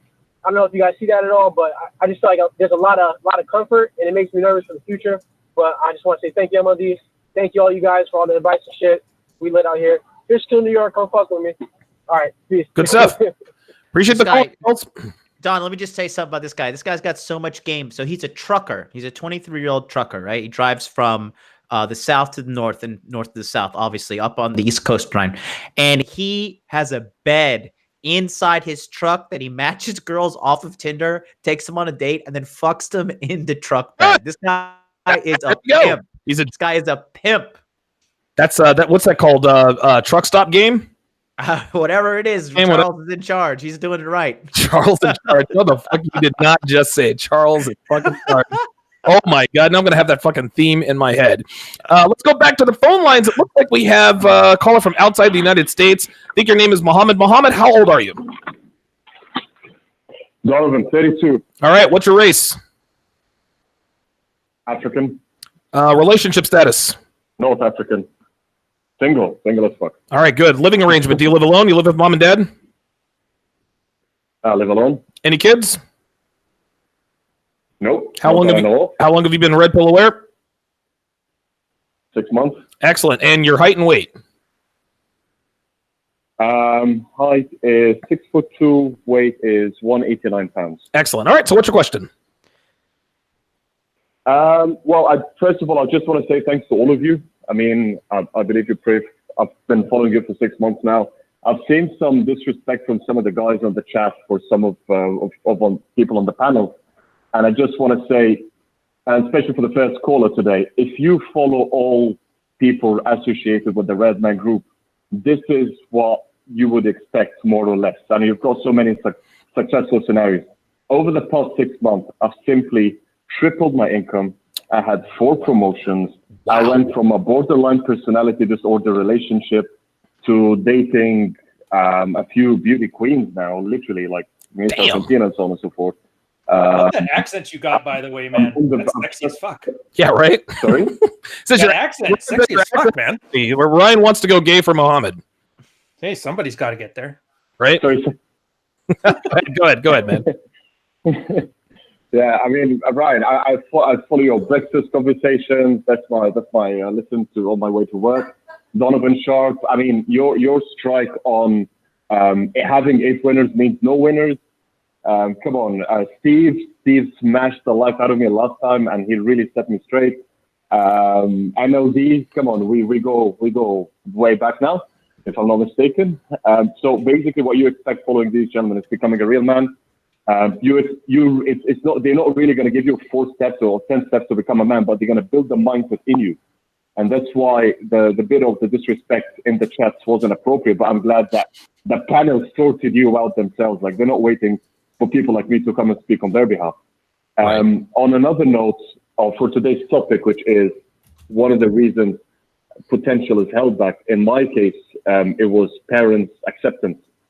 And that was Ah. always a big problem, that you're trying to achieve things in life and trying to seek their approval, and that will never happen. And if I'm not mistaken, that was also covered in Rich Cooper's last episode. So, yeah, just want to say thank you, guys. And yeah, that's just another reason why people never fulfill their potential. Thank you. Excellent. Very, very good call. Hashtag Scott Baio was in the fucking chat. I've got the theme song in my head. By the way, Nicole Eggert, I think, was every teenager's wet dream back in the 80s. Nicole Eggert. I don't know if you guys know who she is. She was hot. She was blonde. Everybody wanted to marry her. All right, let's go to area code 403. Area code 403. How old are you? 56. Excellent. Race. White. All right. Relationship status. Single 3 plates, 4 plates. Very good. What's your living arrangement? Single, have a part-time 11-year-old. Okay. Okay. Very good. So you have one 11-year-old. How long have you been red pill aware? Red pill aware as opposed to, in Rolo's thing, 6 months. But as Ryan knows, There we go. Athel a long time ago. Good. Good. And what's your height and weight? 5'11", 195. Ladies and gentlemen, real quick, caller. This is the first man I have ever heard say that they were 5'11". I've never heard a man say they were 5'11". Normally, if they're really 5'11", they say they're 6 feet tall. If they're 5'10", they say they're 5'10". So good on you for that. All right, caller, what's your question? The most important thing, has the caller dealt with his straight white male privilege? Because I think we have to tackle that issue first. You know what? Well, Carl, it's I'm so in the minority now that I'm actually a special interest group. Hey, little interruption right there. Wow. Agree and amplify or amuse mastery. Like, that's how you answer these banters. Well done. Well done. That was great. Yes. Yeah. Listen, I give you full marks for that, caller. What's your question? Oh, thanks. A couple of things. I just wanted to throw the married mom or the single mom thing out. Like when you get into 56, really started pushing dating from like 50 when I recovered from divorce. You're not really going to find anything but, unless I start dipping down into the 20s. But then it's really tough to come across somebody that's going to date you when you're older than their dad.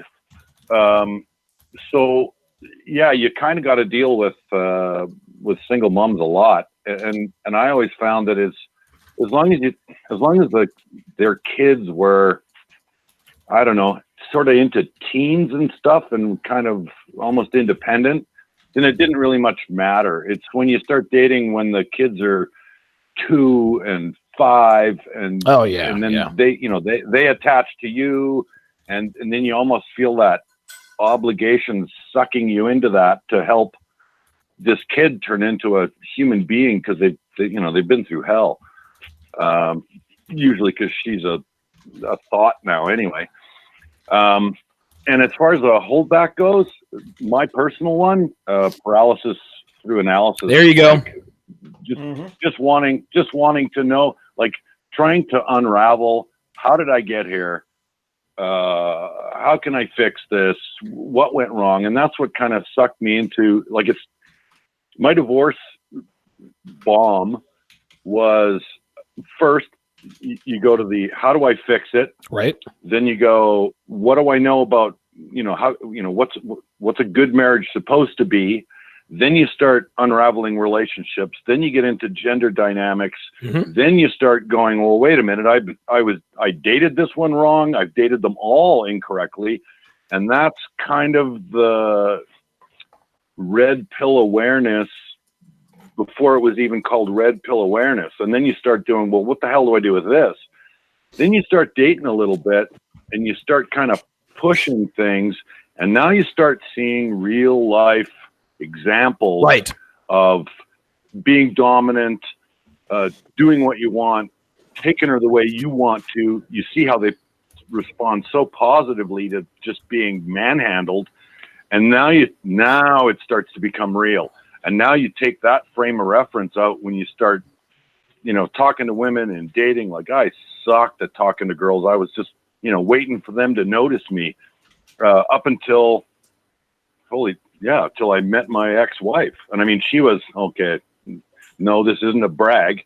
She was 19 years younger than me. Ow! Whoa! Hold on.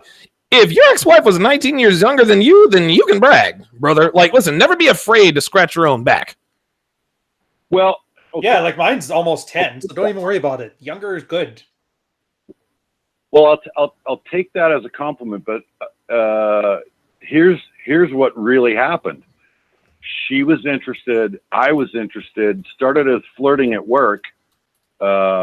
She went through an interesting breakup at work. Uh-oh.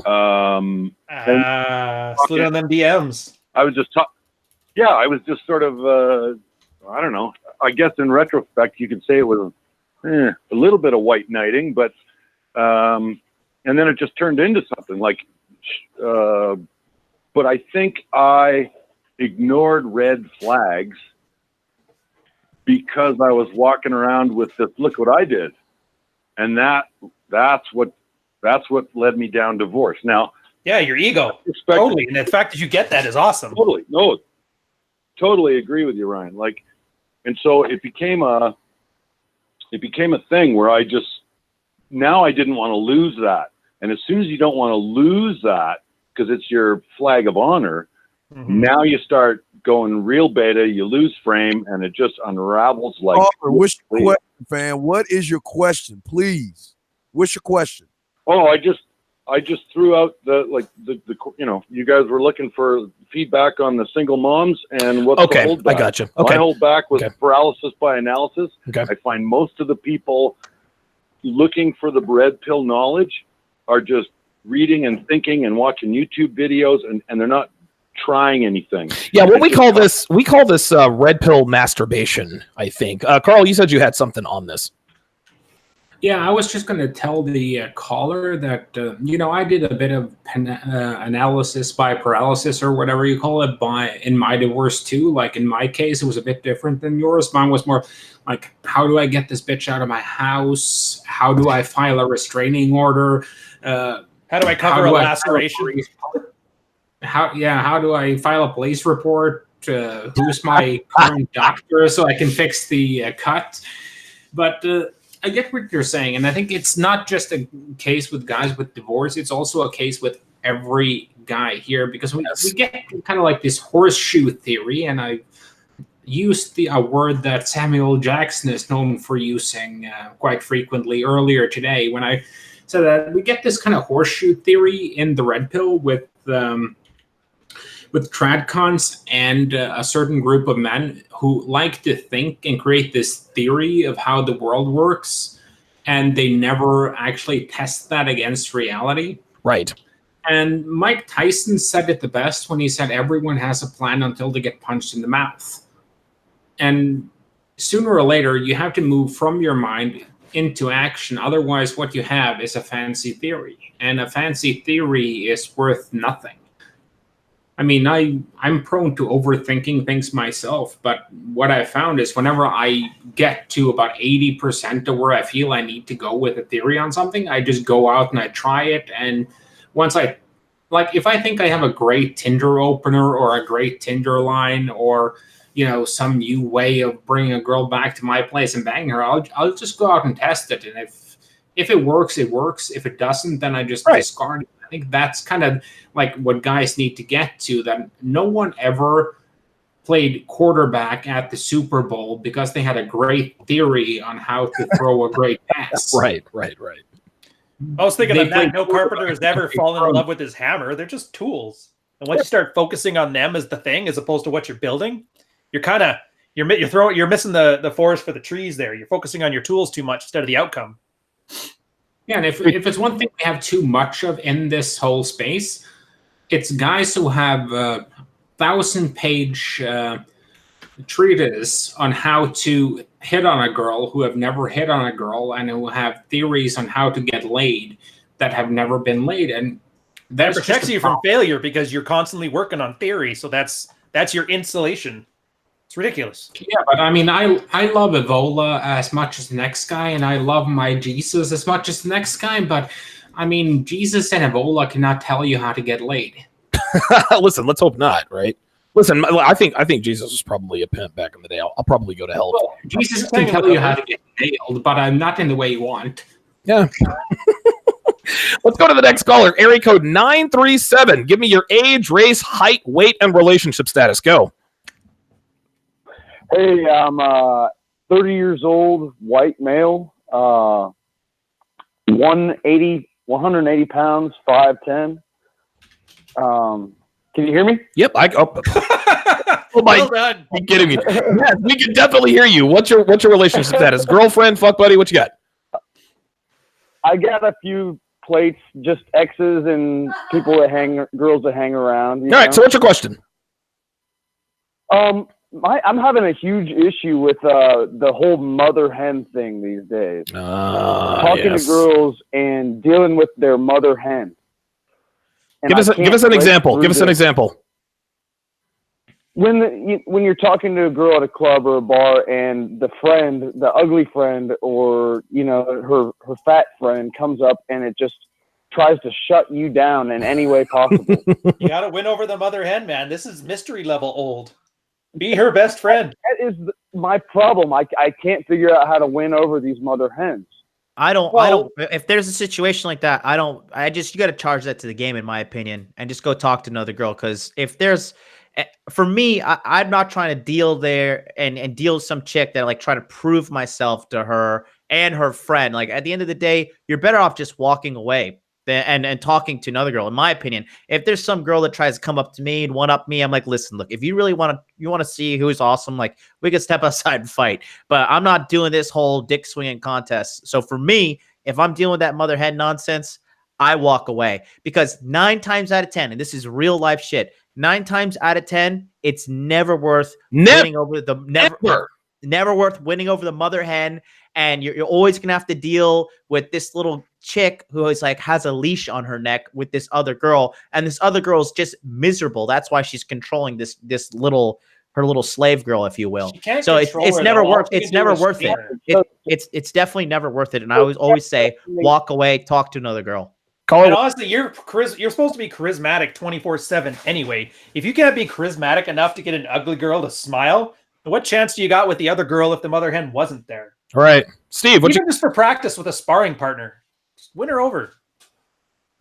Steve, what's your advice for this guy dealing with the mother hen, the cock blocker, the designated driver who's not going to get laid tonight? He's wasting his time. But on another level, if we took a moment and listened to how you approach these women, I could tell you're probably the reason why she won't leave the mother hen and walk off with you. Y'all guys. Ooh, wow. I keep telling y'all, man, y'all gotta take more accountability of what you do. Because if you are saying and talking the right stuff to her, then guess what? She's gonna say, okay, the mother hen comes along, tries to yank her away, but then she'll come looking for you later on when she can break free of her. So MLD is right. Don't waste your time, but you gotta look at seeds. Yeah, you gotta stop doing all that corny ass approaching that it seems like you're doing. Because apparently she's not interested enough to break free of the mother hen to go find you.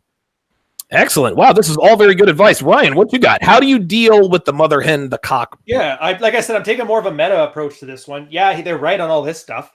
My point is, if you can't, the mother hen is an excuse a lot of the times. Steve and John are totally right. If she wants you, she'll call through broken glass to get you. She will ditch her mother hen. She will make excuses. She'll lie about how she got with you when she really didn't, or whatever. But if you can't, and here's the thing, you can't shit on her either. If you rag on her, call her an ugly cow, all you've done is shown to that girl you were sweet on that you can't hold a conversation with something unless you want something from them. Oh! Sniff that shit out a mile away. So you can walk up to a girl who's going to be a mother hen, flirt with her. It's standard too. If I remember this from the old mystery days, I'm probably dating myself here, but if you're in a group of girls, hit on the second hottest one there. Never hit on the hottest one, because that's what they're used to. And the fact that you're not flirting with the 10 out of 10 in this situation throws everybody off. They're like, that's weird. He's supposed to be liking her. Guess who starts to flirt with you? If you're flirting with the 8, now the 10. Like, well, wait a minute. What does the 8 got that I don't have? Women love competition and pre-selection. Yep. So, do you think the cute girl is going to see you flirting with the mother hen and think she is not taking this guy from me? I've been out with ugly friends. I've slept with girls I didn't want to sleep with just because he was uglier than me. And I'm like, no way is he beating me out here. And here's the thing. It's not whether it's the best or the worst or this. For me, it needs to be fun. If you're not having fun, what's the point? Sure. That makes and sense. in this case, after you've slept and you're saying you have plates and X's and all that stuff, so you've clearly got some abundance about you. Why aren't you seeing? I wonder if I can flirt hard enough with this mother hen that her friend will cock block her to take me home. Make it a challenge. Make it fun. And be entertaining and not dancing monkey, but you know what? You're a lovable asshole. Why would people not want to have fun with you? Why would people not want to sleep with you? If you come in with that attitude, all these sets just become interesting challenges to entertain yourself. And then if you get a good story about how you took home a 10 out of 10 out of it, so much the better, but it's not required. Excellent. Yeah, but if the caller's looking to get laid, like I'm not out like trying to be entertaining or win some girl. When I go out, entertain yourself. I'm not. I entertain myself by bringing a girl home and having sex with her the same night. That's my entertainment. So for the caller, if you are if you are sexually like if you're wanting to have sex that night, I'm telling you, your time, if you're trying to get laid that night, your time is better used going and approaching other women. When there is a mother hen in the situation, guys, sometimes you have to realize women are not like us. Sometimes women will go out together and they'll just say, hey, let's just go out and have fun. Let's waste some guys' time. Let's get some guys use their money on us. So they can feel validated. And they're going to go home at 4 o'clock in the morning, text the guys that've been treating them like shit all week, but that are their plates of these guys. And for the end of the day, if the caller wants to get laid, I have a strict no bullshit, no mother hen policy. I don't try to win over none of that garbage. I don't do any of that. I think today's day and age, it's changed a little bit. I actually experienced this the other night. I was out here in Tokyo because the mother hen thing is very global as well. And I was out the other day and there's this girl, she was cute, and she had her mother hen was hotter, right? And they were both talking to me, and I quickly sniffed out the mother hen dynamic, and I was just like, okay, I'm done. And I just checked out. And at the end of the day, what happens? They just continued wandering off throughout the night. I bumped into them a little bit later, and it's just them two bouncing from guy to guy, drink to drink, using different guy. You got them right. Using different guy. All so right. If you're trying to be objectively oriented with your night, like tonight, my goal is to go out and have sex. If there's a mother hen situation, unless you're like want the challenge or you want the entertainment, or if you you just want to waste your time, or maybe it brings you joy or whatever. But for me personally, I don't deal with that shit because I already know I'm fucking awesome. I'm the man. And if you can't see that, you need to get your fucking eyes checked, and I'm out of here. See you later. Well, let me ask you this. He's already got plates. He said he has plates, so he can call one of those up and get sex anytime he wants to. Why is he out getting something new then? New sex is the best sex. Come on. Listen, you have to continue to add girls to your rosters. And that's the best cure for one-itis. Let me get Carl's opinion on this. So, Carl, how would you advise the caller to deal with the mother hens? Oh, my big thing, I love making fun of girls. Nothing is funnier than making fun of girls. And one of my favorite things to do, and this is like real old school game, I'm probably dating myself as older than Ryan, even though he's an old fuck. And the whole thing with it is, what you do is, when you enter a set with, it won't work with just 2 girls, but if you're entering a 3 or more set, you just point out the different group roles in that set. So you're like, oh, so you're the little sister. Oh, you're the party girl. Oh, you're the rebel. Oh, you're the mother man. And you just crack a joke on each one of them. Like you tell the mother hen, I bet, the rebel here is a major headache to you. I mean, you're probably working overtime just to keep track of her, aren't you? I mean, hard to keep her virtuous, isn't it? And you just run with that, because no girl, if she's called as the mother, like if you hit like 3 of the girls in the group as not the mother hen first, and they all think your jokes are funny and agree with you, the mother hen is not going to disagree with you and risk, being the one girl who doesn't get that everyone's having fun. No, I do agree with John in that if your goal is to get a girl from the place back to your house as quickly as freaking possible, then you're probably better not dealing with those sets. And for the sake of argument, I mean, the easiest way to avoid that is to run Tinder game or some kind of dating campaign, because then you're going to have the girl isolated when you start the set.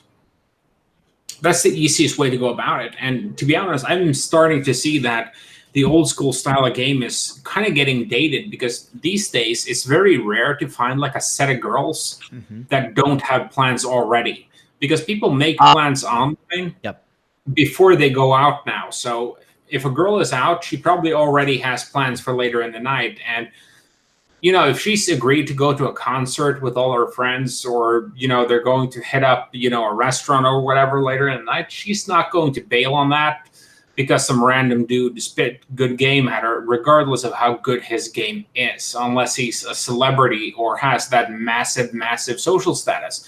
But a major part of my game is humor. So I have no problem making fun of people in general, and I can be quippy and fun about it in a way that's not mean-spirited. A lot of guys will tend to insult the girls. Like if you want, like if you're in that set and you want to, you know, kind of point out the rebellious girl of the bunch, or, you know, you want to point out the Jan Brady. Let's say Jan Brady. Let's say if you're pointing out like the Jan Brady of the group, don't make it into a game and you say like, oh, you're the Miranda of the group and you're definitely the Charlotte. Oh, I like that. That's good. You're the Carrie and You're the Samantha. You're definitely the Samantha. And lucky for all of you, I'm Mr. Big. Did you sleep with and all this of them? is kind of why I think this is why I like actually working corporate, because I can sit around the lunch table and listen to what shows all these girls are watching and kind of pick up on, okay, that reference is getting dated. I need the new one from, I can't use the Sex and the City one. I need to use the Pretty Little Liars one. Or there you go. Something like that. And you kind of just have to stay updated on whatever the latest chick crack is. Like lately, it's been all Game of Thrones. So I've been running a lot of Game of Thrones games. You're Cersei, you're Daenerys, you're a little freak dog. I'll bet you're Sansa. Something like that. Yeah, some along those lines. And it's just about showing that you're astute enough to identify their personalities, while at the same time that you're updated enough on pop culture to deal with them. Because, like, I think pop culture is some bullshit designed to be bread and circus for a bunch of idiots in general. But I also understand that for girls, pop culture is the most important thing in their life. Yes. Like, if you can point out, like, you're Courtney, you're Kim, you're Chloe, or whatever, they will eat that stuff up. Or if they have a really like type A girl in there, do a Devil Wears Prada reference or something just to show that you're up on the culture. Here's another thing, and if you leave one out, she's gonna be like, "Well, who am I?" You're Caitlyn Jenner, and that the lighting grip. That gets everybody laughing. All right, you're the cameraman. You're the guy who holds the camera. All right, area code. Okay, area code 708 is next, then 724-407-804-408. The phone lines are lit. Area code 708. Age, race, height, weight, relationship status. Yes, we can hear you. Go. 29, straight white male, white privilege all the way, right here. Proud of it in Cook County, Illinois. What was the third question? Weight, height, weight, relationship status. Oh yeah, 5'11" and a half. I'm saying that for the guy who said 5'11" and 3/4. I'm not going to round it. We'll give you the extra half an inch for the honesty. You're 6 feet. How much do you weigh?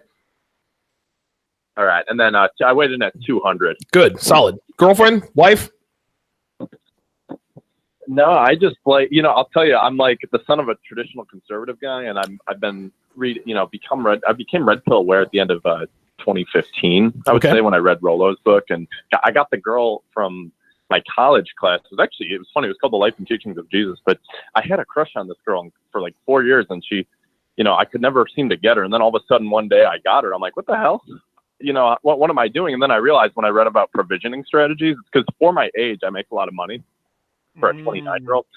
And I could tell that she, was getting to the point where she needed a provider essentially, and she even tail end of I wasted my 20s. Is she?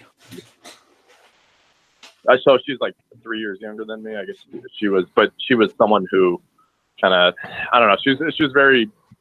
So what's your question? Question. Catholic and wanted to settle down younger. Okay. What's your question? So yeah. So anyway, my question is this: I'm doing pretty well with like getting maybe like 5s and 6s, women kind of in the middle of the spectrum, and I'm having trouble kind of escalating it to start getting like the ones who I'm super attracted to, the 7s, the 8s, the 9s. And so I'm trying to figure out just, how to better go about, or if there's anything I need to be more conscious of when I'm. What guys are they going with now then? These ones that you're looking to and can't get? What kind of guys are they going with now? Yeah. The way I would think about it is like probably. No, not think about it. What do you see? Right. Go ahead. I was thinking like former college baseball players and stuff, maybe, and former college football players. Okay, check this out. I'm going to answer this first. So you want to know, how do you start getting the 6s and 7s of the world, the 8s and 9s, the 9s and 10s? Because right now you're just banging 5s and 6s. It's almost like you've sort of stagnated. You have peaked. You have reached a plateau in your red pill weightlifting. The way to get with the 6s and 7s, the way to progress is to start hitting on 6s and 7s. Dude, you're a professional slut slayer. 5s and 6s, you can approach them all day, every day, right? Understand this. When you start fucking 6s and 7s, you can't go back to fucking 5s. This is the one thing, and you got to be careful. Be careful what you wish for. Every guy says, "Oh, I just want to bang 9s and 10s." Dude, the first 10 I ever fucked in Vegas, her name was Lisa. Dude, she was a fucking smoke show. After that, I couldn't really hit on 7s and 8s anymore. I would every once in a while, but I wasn't really as enthusiastic because I was used to fucking 9s and 10s. That being said, the way to, if you want to stop fucking 5s and 6s, then quit hitting on 5s and 6s. Hit on 7s and 8s. Understand this, and then I'm going to pass this off to Steve. Understand this. The higher in sexual market value you are going after, the more failure you are going to experience. You have to be prepared for that. So if you go and you hit on your first 7 or your first 8 and she shoots you down, you got to charge that to the game. You got to keep going. If the first 27s you hit on shoot you down, you got to keep going. It's a numbers game. Eventually you're gonna get a yes.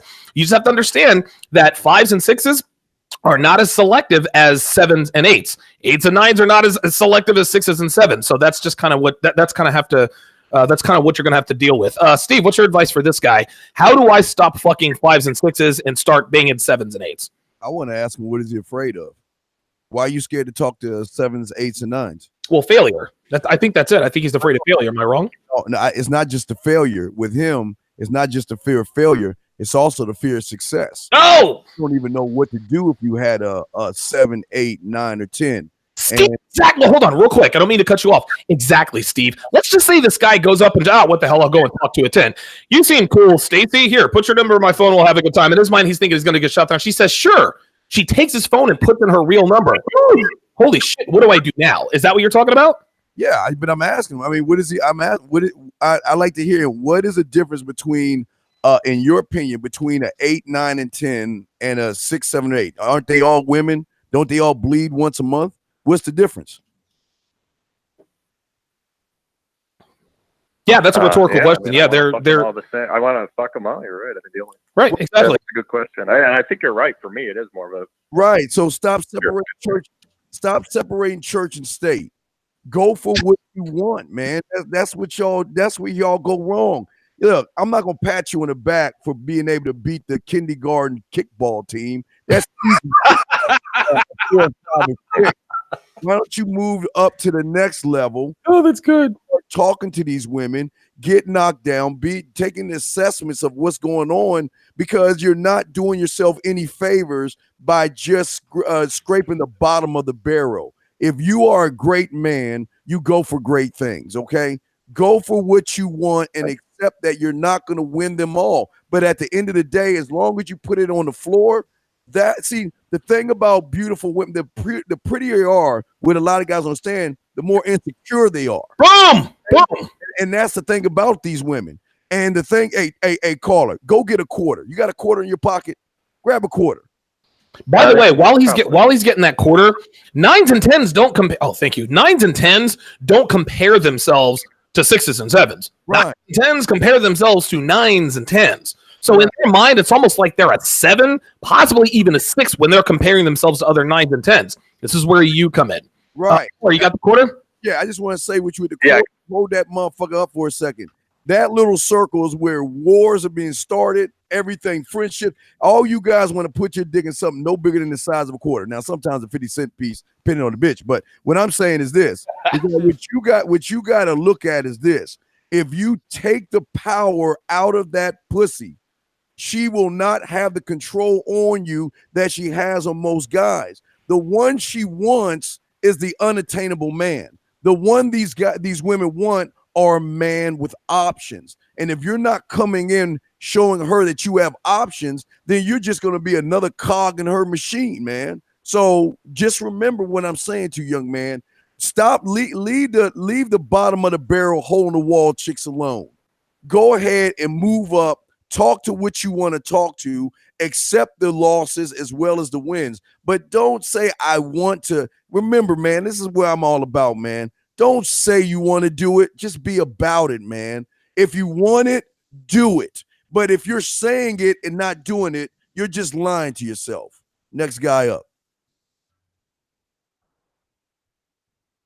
Who's next up? Is that me? I'll just take everybody else is quiet. Screw it. Yeah. Unless John, you want to go at it? Oh, I just kind of checked out on this one. I mean, this guy he's consistently laying girls that are like 5 and 6 level. So yeah, honestly, look, it's like this. If you can make a sale for $10, you can make a sale for $100. So you can make a sale for $100, you make a sale for $1,000. The thing is, he hasn't really tried yet. So really, like, long story short, this is a very simple call. You have not because you asked not. You don't have it because you didn't try. Now, it's going to be a little bit more difficult because the hotter the girls, the difficulty level usually does go up. But at the end of the day, you already seem to be doing well right now. The only problem you're having a lack of success is because you haven't tried. That's it. Yeah, I will add on to that too. What's your best shoot down story? What's the hottest chick you ever got shot down by? Caller. I was hanging out with my buddy who was like a Harvard economist. I shouldn't give him out. You guys are gonna find him. But we were hanging out with like my coworker, his friend, and the girlfriend, and a couple of these girls at a club in Chicago. And then we went back with the girl, and she was pretty hot. And I got she was 4, 5, and 6s you want now, or the 8s that you're aspiring to. I'm sorry. When you say she's pretty hot, is she those 4s, 5s, and 6s you're talking about now, or the 6, 7s, and 8s you're aspiring to? This one was an 8. This one was an 8 or a 9. It was actually, gotcha. I was even Redfield, where it was like 5 years ago. But right. But the point is, she was kind of like laying on the other side, but the other girl whose birthday was had passed out, and so I got her to come kind of sit by me, and I think I said something about, like, I told her that if she doesn't come sit by me instead of laying down by the other girl, like, I might develop some sort of like a speech impediment. So I told her like don't do this to me. And she just came over and started making out with me. And so we start making out, and then because she was so hot, maybe it's a sense of undeservingness, but my heart just started beating super, super fast. And that's the best part of it. The so chase is the best part with that heart beating. Why are you getting mad about that? Thank her for that. Well, she said, I guess I didn't have a good comeback when she asked about it, and I wasn't like, I didn't think that was a bad thing really, but she was like, well, your heart's just beating so fast, what the heck? And I don't know if it's because I was nervous in the sense that, like, I hadn't been with a girl that hot before, and so I did not like have a sense of telling myself like, oh, I deserve it, Mr. 708, you don't deserve her, but maybe she just sensed that, and it wasn't the heart itself. But I just okay, here, I'm sorry to cut you off. I think I know where you're going from here. Yeah. Here, you stepped on your own dick and you're analyzing the footprint. No, get out of her head.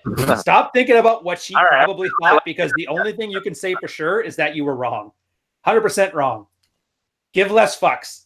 Here's the reason I say this, because when you talk about 6s, 7s, 8s, 9s, and 10s, girls cluster around the mean. Girls are, how do they put that? It's nature's way of having a standard, and guys are the extremes. So there is no 8s, 9s, and 10s. Girls are 4s, 5s, and 6s, period. Everything else is makeup, status, and ego investment. Your heart got going faster because you were excited and looking forward to something. That's good. That's what you're supposed to do when you're getting something you want. You're supposed to get excited about it. And when she called you out on it, like, what did she expect? You should have looked at her like she was crazy. It's like, would you rather my heart not be beating fast enough around you? Like, just a pressure flip there. But that, you can't, it's easy to say that. But if you're invested to the point that your ego starts thinking maybe you don't deserve it, you basically sabotaged yourself. And I hate to say it, but the best way to do better in these situations is to give less fucks. Like, yeah, she was an 8. She was really a 6 and your ego was invested. So just keep that in mind next time. And then let your heart go pounding hard. If the heart wasn't pounding, why would you be there? Nobody wants to be with a girl when your heart rate is going at 47 beats per minute. That's just not fun. Jesus Christ, you might not even be alive at that point. Yeah, Carl, you might not even be alive at that point. Long story. But yeah, so then you get in these situations again, and you just roll off it. Doesn't matter what happens. Carl and I were just talking before about crazy sex stories where, like, you make a screw up in bed, and it kills the moment, and you're like, we'll try it next time. You laugh it off. In this case, you bring her over. Oh, your heart's pounding. What's wrong with you? You're like, my heart's supposed to be pounding. Aren't you supposed to be a big deal? Or however you want to word that. And then these are the kind of things that you can roll into more successes. And you're going to find, too, once you start dealing with your 8s, 9s, and 10s, they're not really 8s, 9s, or 10s. They're going to have attitude to come with the looks. That's going to really drop them down in your eyes. They're going to have social problems. You're going to find that their face is on your pillow the next morning, and the girl you woke up with is her 6 doppelganger of that 8 you met last night. And that's fine. You got to thank her for putting all that effort. Thank you for making yourself look so much better, so I felt like I won a prize. Enjoy the illusion. A lot of the illusion comes from the fact that you just haven't slept with her. Because you show me the hottest girl in the world, and I'll show you a guy that's tired of fucking her. Straight up. So enjoy these times when your heart is pounding, because at least then it's exciting. You know you're alive. You know you still want to fuck her. Yeah, and that's a good thing. And all you got to do is that's how you frame it. Like, my heart is supposed to be pounding. I'm supposed to be looking nervous. Otherwise, you're wasting my time. And you make that in a charming way, and I guarantee you're going to have way more success. Plus, you're going to be a lot less afraid of approaching. Because most guys' anxiety comes from that fear of the future. It's never articulate. Like, if I asked you at the time what you were nervous about, even now, you can't articulate it. You just have a feeling, and you're assuming the feeling's reality. You take that shit away.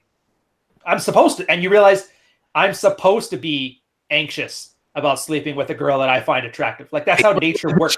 Right, it shows you care. You want to, as long as, and you stop thinking about it as in what's wrong with me. And then what happens is you start getting anxious about what's wrong with you as opposed to actually living in the moment.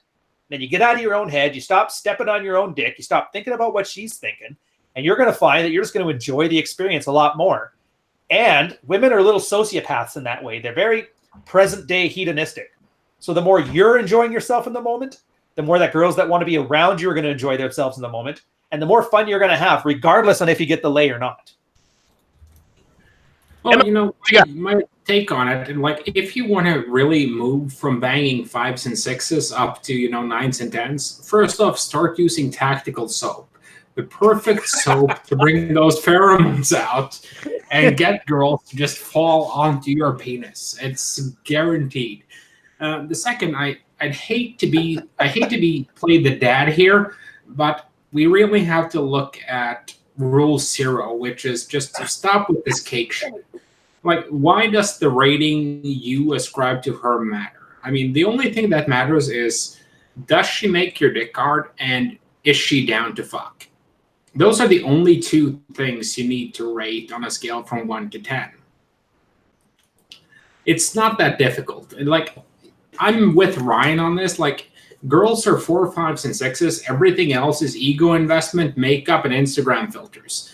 So just get with it. And the girl you banged yesterday who you thought was a 5, and the girl you're trying to bang now who you think is a 10, they're the same girl. They're not that different. Just focus on being you. Now, your heart beating fast? Of course it does. You're on cocaine. But that point withstanding, you're supposed to be excited. Like, I told Ryan this story when he said, please not kill myself. I jumped off a 30-foot cliff last week. And,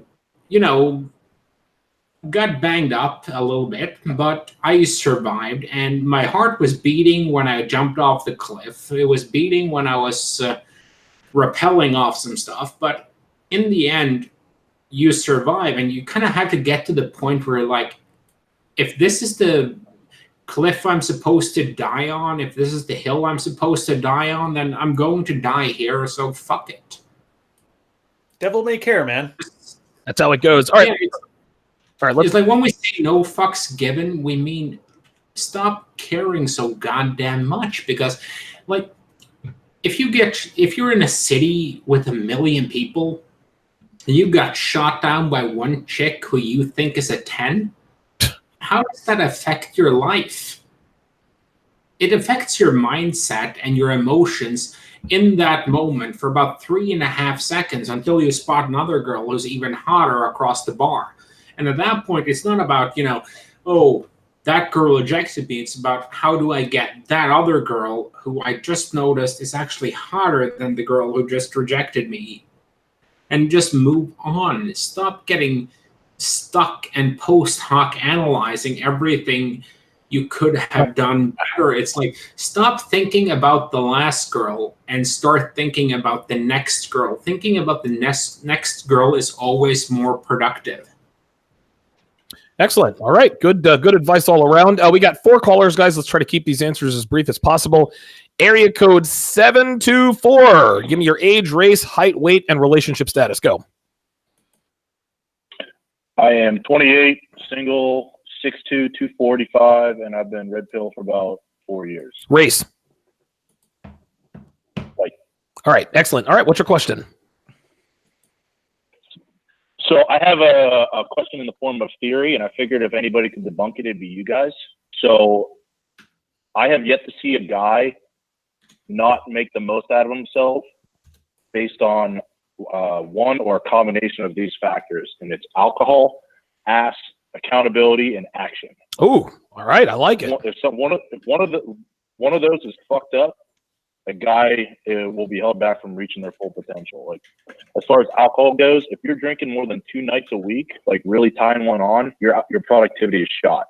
You guys already hit on ass, so I don't need to talk about that. But accountability, guys refuse to take accountability for not being what they want to be in their life, and then they refuse to act on it.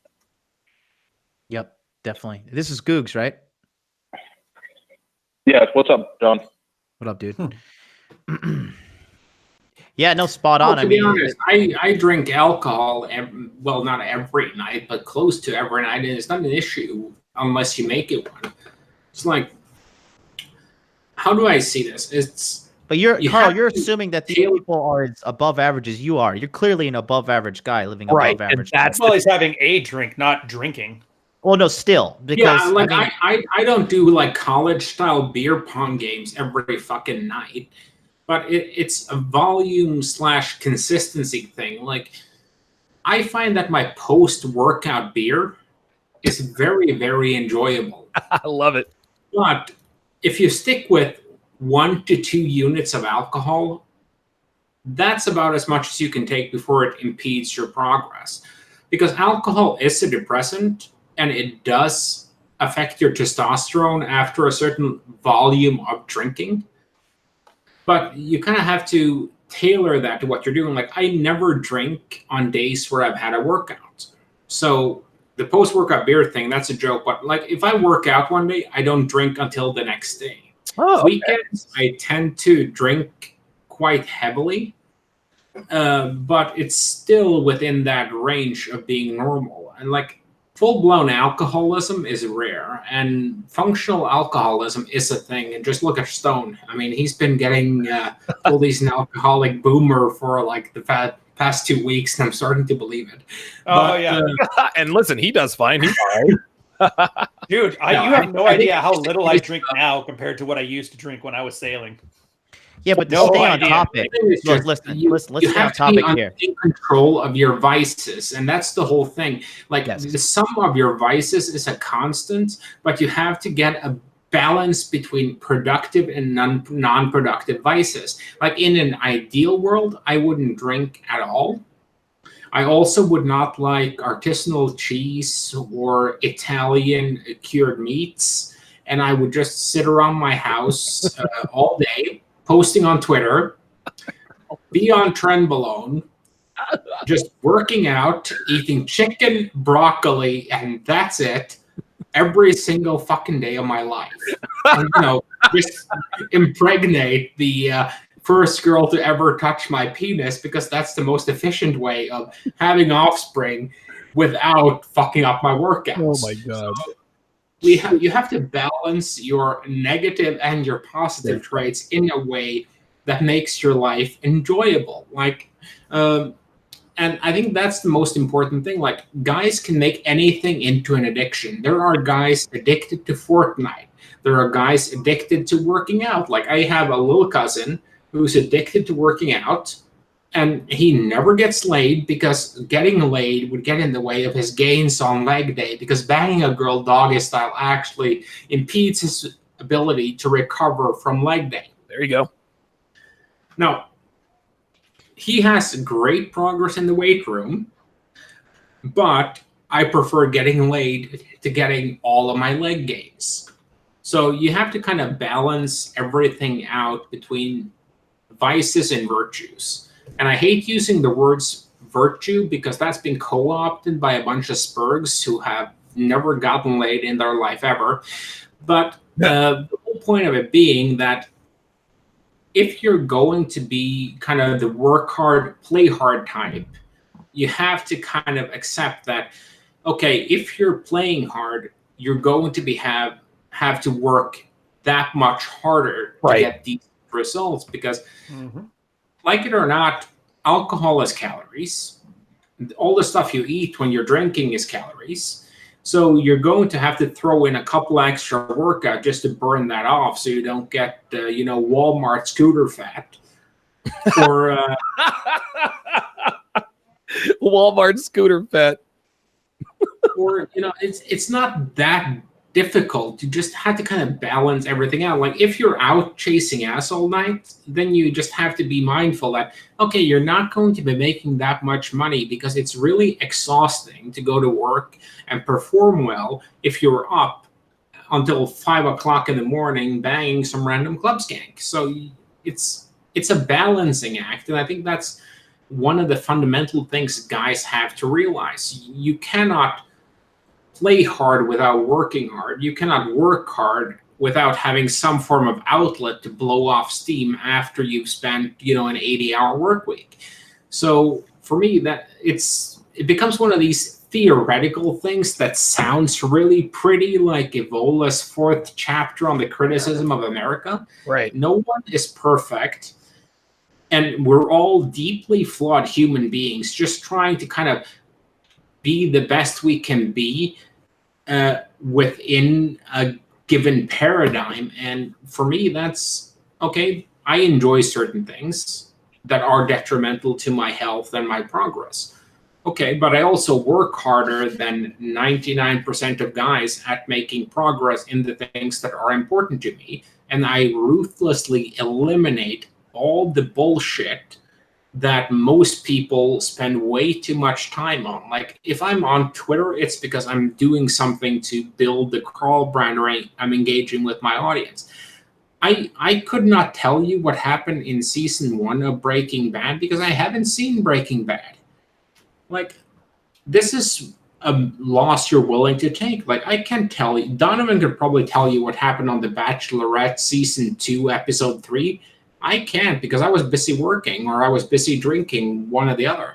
Just balance those things out. Like, if you're going to watch 300 episodes of Game of Thrones, okay, good on you. But that's, let's see, 300 times an hour. That's 300 hours. So that's basically 2 40-hour work months that you're not making progress on. Okay, that's fine, but just accept the hit that is to your productivity. Nobody's perfect. And this idea that there's this sort of perfect RoboCop fucking spurg sitting there who's just going to outwork you on every fucking angle. Okay, fair enough. That might happen, but he can only bang so many women, so he can have fun banging the 5 to 10 women he can handle in his rotation, and I'll just pick up some of his leftovers. I don't really care. We don't care one way or the other, man. Whether you're her first choice or her 21st choice, if you're just looking to get laid, it doesn't matter. Let's go to and don't worry, guys. We're gonna get through these 3 calls, and we have some super chat questions to answer. Area code 84804. Yes, we can hear you. Give me your age, race, height, weight, and relationship status. Go. Okay, 37, white, 5'10", 185, single. Excellent. What's your question? Okay, thanks for taking my call. Love the show. Appreciate everything you guys have been doing for us. Of course. I'm glad you guys are talking about full potential today. It's kind of a nice coincidence. I wanted to ask about male peak sexual market value. And I mean, I'll be quick about it, but I need to give a little background if my question's going to make it. Yeah, go ahead. You got it. All right. So as you know, 37 years old. All right, 37 years old. And by all accounts, I should be seen by women now as having arrived. I took a lot of shit when I was a lot younger, a little younger even, for not having game. Had a small frame. I was picked on, fucked with, no SMV pretty much. The gym wasn't working for me. The muscle just wasn't coming. Wasn't being taken seriously.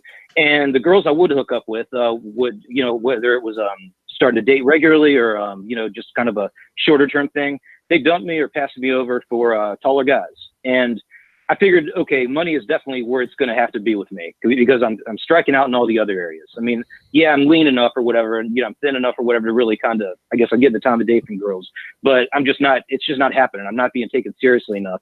And the taller dudes they've just got it. So I followed that route instead. Busted my ass over the past few years to really establish myself. I've got an MBA.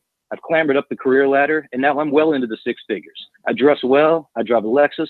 I go on whatever exotic trips I want to. The only thing is the women are totally fucking MIA. When I turned 30, started having a little fun. I noticed those 25-year-old girls, the cute 25-year-olds that would pass me over sooner or earlier, now they were suddenly giving me the time of day, and there was a lot of interest there. So because you were fun. Once I turned 30. Yeah, but things have started getting really bad roughly about 2 years ago. And I don't know what it is. I mean, by all accounts, I should be seen as having made it. So I was just kind of wondering, what's your take to you guys, like on, you know, guys who they busted their ass to get the status, you know, to get pretty much what it seemed, I guess, as. So is your question then, why are beta bucks not getting alpha fucks? Is that your question? Dude, listen, Ryan, you took the words right out of my mouth, man. Yeah. Ryan, go ahead. No, that's it. That's all I got on there. You're basically square peg, round hole. Yeah, I got nothing. I think the reason why you're not doing as well with women now is because you're indirectly leading with your wallet, right? We know all of your stats, but discovery trumps disclosure. And what you're doing, you might not be telling women, hey, I make into the 6 figures, I'm this and that and the third, but what you're doing is you're finding ways to sort of offhandedly talk about it. You know, I was at work the other day and, you know, I just, you know, my boss was asking me, so now that you make 6 figures, what are you going to do? It's almost like you're trying to indirectly have her discover things about you when you are disclosing things. You're leading with your wallet and you probably don't realize it. That's probably what the problem is. Steve, what do you got on this? Caller, how many pussies does a woman have? Uh-oh. 2 after she marries you. Boom! Oh! Anyway, look, this is the thing. This is what makes me laugh about you guys out there, man. And y'all out on this one. I'm just saying how I feel. I'm just speaking for the man mindset side of the game. You are the antithesis of why you'll never get a woman, because all you're doing is basing it off of what you do and not who you are. Now, if you want to dangle your nice car and dangle your good job, she's going to fall in love with what you have. But as you can tell, let's be honest, you have no good fuck game. You don't know how to talk to women. You wouldn't know what to do with a woman if you had her at your house. You have no idea how to approach women. You know nothing about women at all because you're so busy on, making excuses. I was about to ask you, where could I buy an excuse fairy? Because that's all I'm hearing. Nothing but excuses. And I'm not trying to be mean to you. I'm just trying to wake you up. Get your car, your clothes, and your money because you want to do it. But it sounds like you're doing it to try to lure these women in to dangle materialistic things. This is why I call what I call a man mindset, because I am 5'7".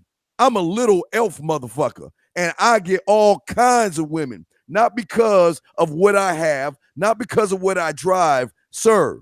is how I make them feel, and I know what I do with them when they are lucky enough to get on my roster. Your problem is that you have made so many damn excuses that you have forced yourself in a pigeonhole or peg hole of building up your wealth in nature, and then you want to complain, okay, I've got the big castle or the big house on the hill, but I ain't got no women. You ain't supposed to get any women. And any women you get after this, if you don't listen, they only want you for your money, man. They only want you for your car. They're going to want you for the nice dinners, the jewelry, and everything you give to them. Because when they peel back all that bullshit that you said, you're going to be a hollow individual that has nothing to offer them mentally or sexually, young man. Excellent. Very, very good answer. MLD. I know Jonathan. I think I know what Jonathan's answer is going to be, but I'm going to ask the question anyway. Jonathan, area code 804 wants to know why the further he climbs up the corporate ladder, the more wealth he attains, the more status he gets, the worse he's doing with women. Why is this? It's because you do not get better with women by climbing the corporate ladder. You get better with women by going out and practicing with women. Whoa! And if you're doing bad, it's just very simple. You're not out there practicing. You're not getting coaching. You're not surrounding yourself by other red pill men. You're not in a red pill community. None of these things. It doesn't matter. Just because your resume says X, Y, Z. Listen, you could walk up to a girl and be like, listen, bitch, I make 7 figures. I came here in a Lambo. I'm fucking, I'm Rick James. I'm fucking amazing, whatever, right? But if you don't make her vagina tingle, which is a whole other and has skill set to do with what you have. It's a whole other skill set. If you're not living that hot dude life, you're not looking good, you don't have your inner game in check, okay? No amount of physical assets is going to be able to replace game. And that's why I always tell everybody, see, you got one part of the equation handled. I always tell the guys, the big 3: make money, make muscles, learn game. You probably definitely have. There's only 1 for 3. Yeah, you've got the money. I don't know if you got the muscles, but you certainly don't have the game. It's not like this is like you're very logical guy to an extent, but you're approaching this with flawed logic. You're thinking, oh, well, I have my life together now, so where is the woman? That's very blue pill in your thinking. Right. The reality is the women are out there because you have not made it a priority to go out and learn game and pick up women. I have been rejected from, like, the other caller talking about getting rejection was hilarious. I've been rejected by more than 1,000 women, 1,000 plus probably, easily, right? I don't even care. The women, I frame my mindset in the way that if they reject me, I'm just like, you're just a really dumb girl and you don't see the quality of man I am. And I just keep moving forward. And it took me hours and hours and years to cultivate this skill set.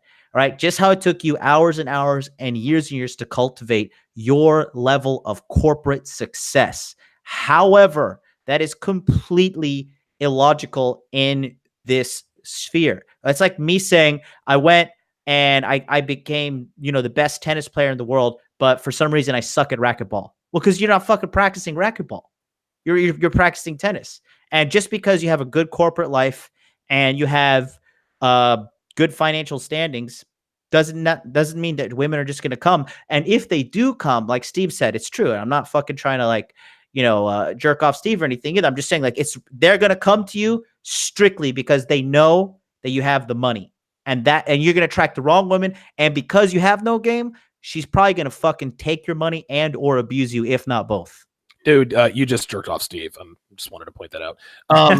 Yeah, I'm game with that one. I mean, I'm gonna be I'm not gonna watch it, but I hope John has a good experience with Steve on black.com coming up soon. Catch that if you want to. No, I'm kind of in a similar position as the guy here because I'm also a big corporate guy. But the thing you have to focus on, and I think the other guys touched on it, is that you have different levels of things like money and social status that you developed in corporate. That's one leg.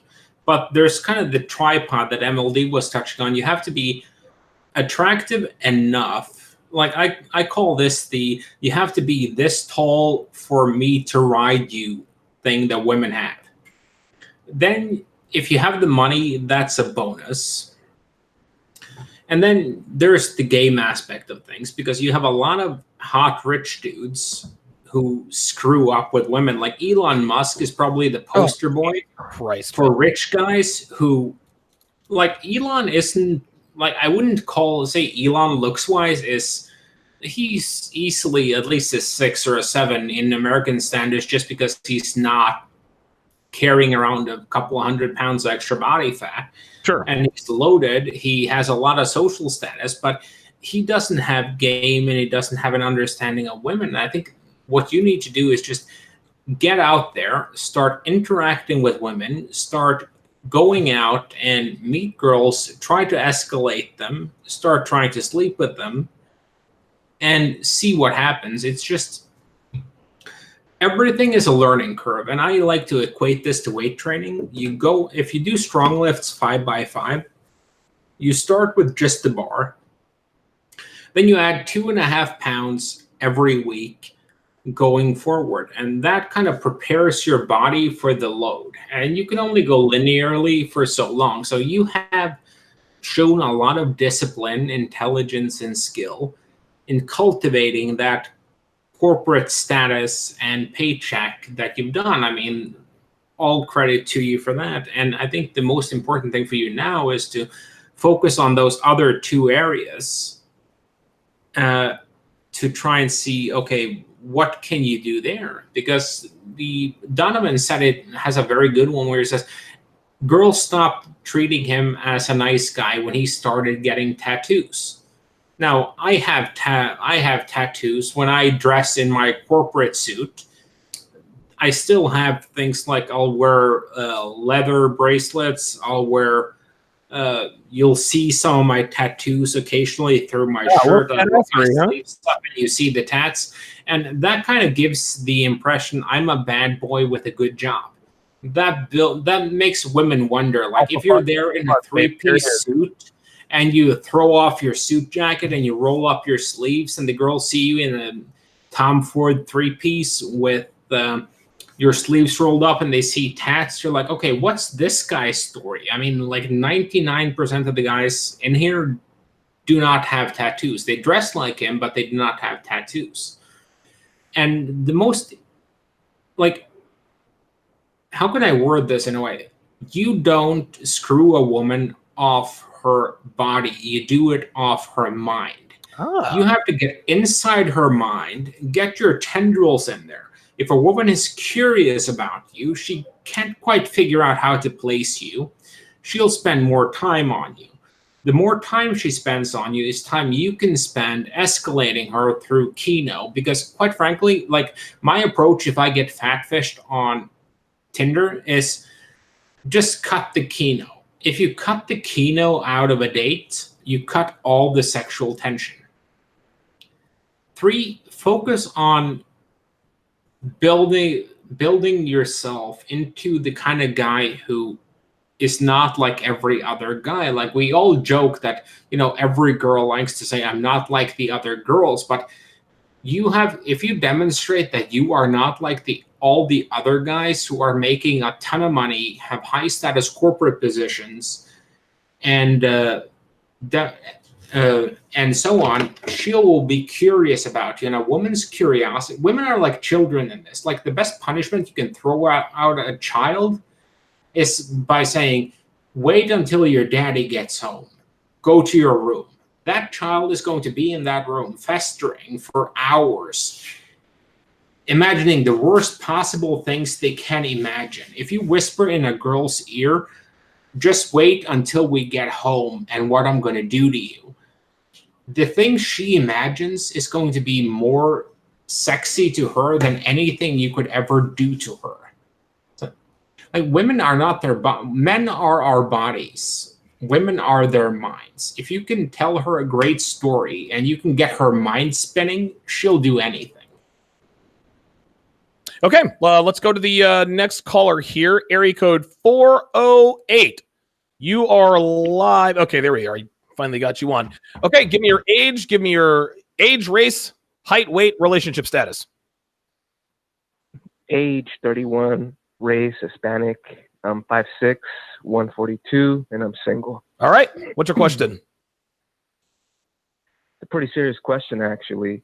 But I actually was talking to Steve the Dean earlier on the chat. This question was pertaining to the validation of a woman and not giving that to them for a long period of time, even when they're asking for it, and how that could essentially backfire. I think Steve the Dean said, well, you're allowing her to play games and you need to set boundaries. So I'm just kind of wanted to kind of backfill in the story a little bit and then kind of go from there. Essentially, this has been going on for quite some time. And a couple of months ago, I was talking to this girl, got her number, and, tried hanging out with her, but evidently she wasn't interested. Tried like 3 times, twice through text message and then once face to face. And most guys, what they would do in a situation like that when they get rejected is either they'd get butthurt and show that to the girl, in which case then the girl will just get turned off and, maybe not make herself available to him anymore in terms of getting close or trying to engage, or simply jump into the friend zone, hoping that one day they'll take them back, for their servitude. But I did neither or. I simply went my way, would say hi to her if I see her, that is. I wouldn't necessarily go out of my way to say hi to her, but if she happens to be in the area that I'm at, then I will say hi to her.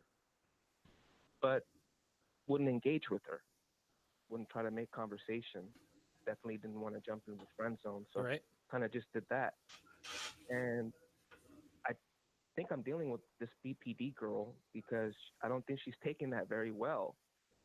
She's, kind of toying with me, giving me these signs, still trying to get close to me or near me. And I would still kind of go my way, but it's just getting to the point now where, it's been going on for a while, and I've still. How long's a while? And now she's getting like her beta orbiters to like intimidate me. And I'm saying this is a serious question because, I'm the kind of dude that will fight. Right. And whoa, the kind of dude that will fight for what? Hold on, stop talking. The kind of dude that will fight. What do you mean? He means if they're picking on him enough, he's eventually going to fight them. Oh, okay, got it. Yes, thank you, Ryan. Thanks. That's exactly it, right? And I'm thinking like, okay, what's going on here? Like, I'm not even asking advice on how to. Well, here, first question for you: how is she able to engage you at all? Like, why is she not completely ghosted from your life? What's preventing that? Are you in a small town? I guess through the gym. I go to the gym like 6 days a week. So she goes to your gym, and that's the only place she talks shit to you? Right. But I've known her in the past, but there was that history. Yeah, I don't care how long you know her. It's just, here's the thing: distance is the best thing for this stuff. Details. No, they're fine. The details are fine. If it's just a matter of you only ever see her at the gym, she talks shit at the gym, and people at the gym are trying to fucking back her up, go to a different gym. Yeah, dude. Why haven't you tried that yet? This isn't worth it, man. She's making you, dude. Anytime, listen, man. Girls have to make you jump through hoops because they're girls. They get offers all the time. But if she's making you, it just seems like there's just way too. She wants to require too much effort on your part. She wants feelings. I don't care what for. That's the thing. I agree with so that. Just distance. The fact that you are at the gym when she's there, she's made the gym untenable to the point where you're actually talking about fighting people. Is this gym that important that you can't switch over to a different one? Yeah. And see, I thought about switching gyms, but then, and this is maybe another reason why I called to get your guys' advice. I look at that as an act of powerlessness. Who cares? You want BPD chick out of your life. This is the most effective way to do it, is to ghost her completely. But I didn't do anything. Hey, caller. Caller. It doesn't matter if you did anything, man. Here's the thing. Do you want to be right or do you want to win? Hey, everybody stop talking. Okay, dude. Hang on. Caller. If we're talking, you have to concede there. Like, we get it. What Ryan is telling you is sometimes you have to lose the battle to win the war. Okay, so you switch gyms to keep from getting your ass kicked by 3 guys over some girl. That doesn't mean that you're powerless. This just means common sense. Yeah. Steve, what's your take on this? Okay, so I wanted to get in on this because I have some experience in the past week with dealing with a very similar situation, which is kind of like a catch-22. Like, if you block someone, you're weak for blocking them. If you don't block them, you're weak for not. They're going to hurl abuse at you forever. And occasionally, you just have to say, okay, you know what? If I switch gyms, she's going to rack that up as a win. Or if I block, this idiot is going to share a screenshot. Fine, give her the W. But you just have to live. You just have to live with that because it's the longer you stay in the situation, the more time they stay in your house, and it's kind of the reason why I brought up the idea of frame with in the Red Morning Show was just because you don't lose frame you never lose frame by telling someone to fuck off. And in this case, when you switch to gym, that's taking yourself out of a toxic situation into a productive situation. Yeah. And you never lose frame by prioritizing yourself. I get it. Switching gyms feel like you couldn't hack it. You couldn't handle the abuse you were being hurled at. But that's the right place, screw it. Yeah, why do you have to? I mean, and you're not going to be around. If you switch gyms, you're not going to be around to see the victory party, right? So what difference does it make? Like, you're in an argument with someone on Twitter. Well, if I block them, that means they win. Okay, maybe, but you're not going to be around to see the party. This is why we tell guys, if you want to get over your ex, stay away from your ex. Okay, so she might be fucking 6 guys. If you're not around to see it, it doesn't affect you one way or the other. That's the way I see it. My bad. Yeah, no, that's your question. Do you want to be right or do you want to be happy? There you go. I like that. Do you want to go to jail or do you want to... My thing is, my point is very simple. If someone came up to you and said, you either do this syringe of heroin or you're a pussy, what would you rather be, a heroin addict or a pussy? I'd rather be a pussy than a heroin addict. That's right. Case closed. Good point. I'd rather be... Listen, let me just say this too, okay? At the end of the day, caller, this whole situation is not worth it. This bitch is not worth the mental shit that you're dealing with right now. If anybody gives you excessive mental stress to this extent, you just need to cut them off with the absolute quickness and move on with your life. Listen, we understand that it's not easy to make that decision, right? Obviously, it's not easy, but this is a decision that you have to make. Dude, if you switch gyms, all of this goes away. Like, and I agree with you, caller. If people fuck with you enough, eventually you're going to want to start to throw hands. That's not worth it over some gym hoe who's been passed around by from one gym bro to another. Dude, that's not worth it, man. You got to go to another gym. You switch gyms, your frame changes. Maybe the girls are a little bit better there. It's not even close to worth it. That's what I would do. That's what I would do. All right. Well, thanks for the call, area code 408. Okay, guys, we are going to end the show by answering. We have some very interesting super chat questions. And let's try to. We've been on the air now for almost 3 hours. Wow. So let's try to keep these brief. Let's go to the first one from MRA Music with the $10 super chat. He says, current views on celibacy, Carl's favorite word, fornication, versus gaining valuable early dating experience, spinning plates before marriage. I'm 22, brought up in a traditional Christian family, looking for some perspective and advice. So basically, he is asking us what our opinion is on basically being a celibate, a voluntary celibate, versus spinning plates and learning a female's true nature. I'm going to give you my answer. Voluntary, my ass. Yeah, well, I'm going to give you my answer. Exactly. Like 99% of the time when guys say, like, oh, yeah, I'm celibate by choice. Yeah, you are celibate by choice, but it's not your fucking... He muted himself. Listen, the answer to this is simple.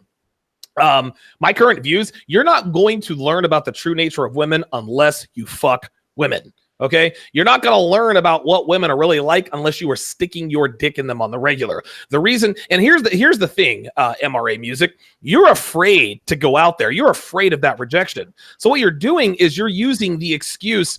You're using, well, I brought up in a traditionally Christian family, and I want to gain, I want to be celibate, so I can. No, you don't. Listen, you don't learn to swim by watching swimming videos. You don't learn to fly a plane by playing video games. No, you learn to fly by flying a fucking airplane. You learn to swim by swimming in the fucking water. You learn about fucking women by fucking women. Don't use your traditional Christian values, quote unquote, as an excuse to stay on the sidelines, because you want to be able to. So many people want to be taught lessons, but you got to understand most lessons got to be learned. I can tell you all I want to about girls and game and all that stuff. You're not going to really know unless you actually get out there and do it. Carl, I think you muted yourself. Did you have any more on this?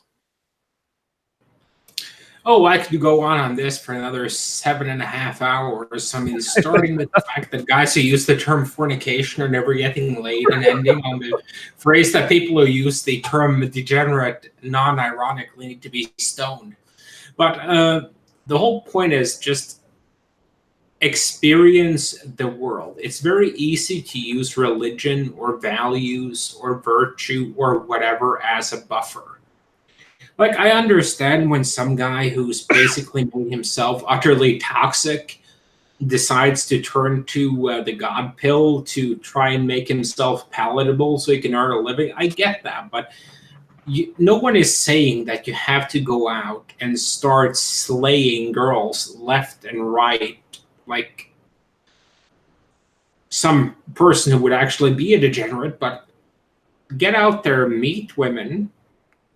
If you hit it off with a girl, you can date serial monogamously, and if you hit it off with a girl, go for it and see what happens. But the most important thing, the only thing that sets marriage apart from any other relationship in your life is sex.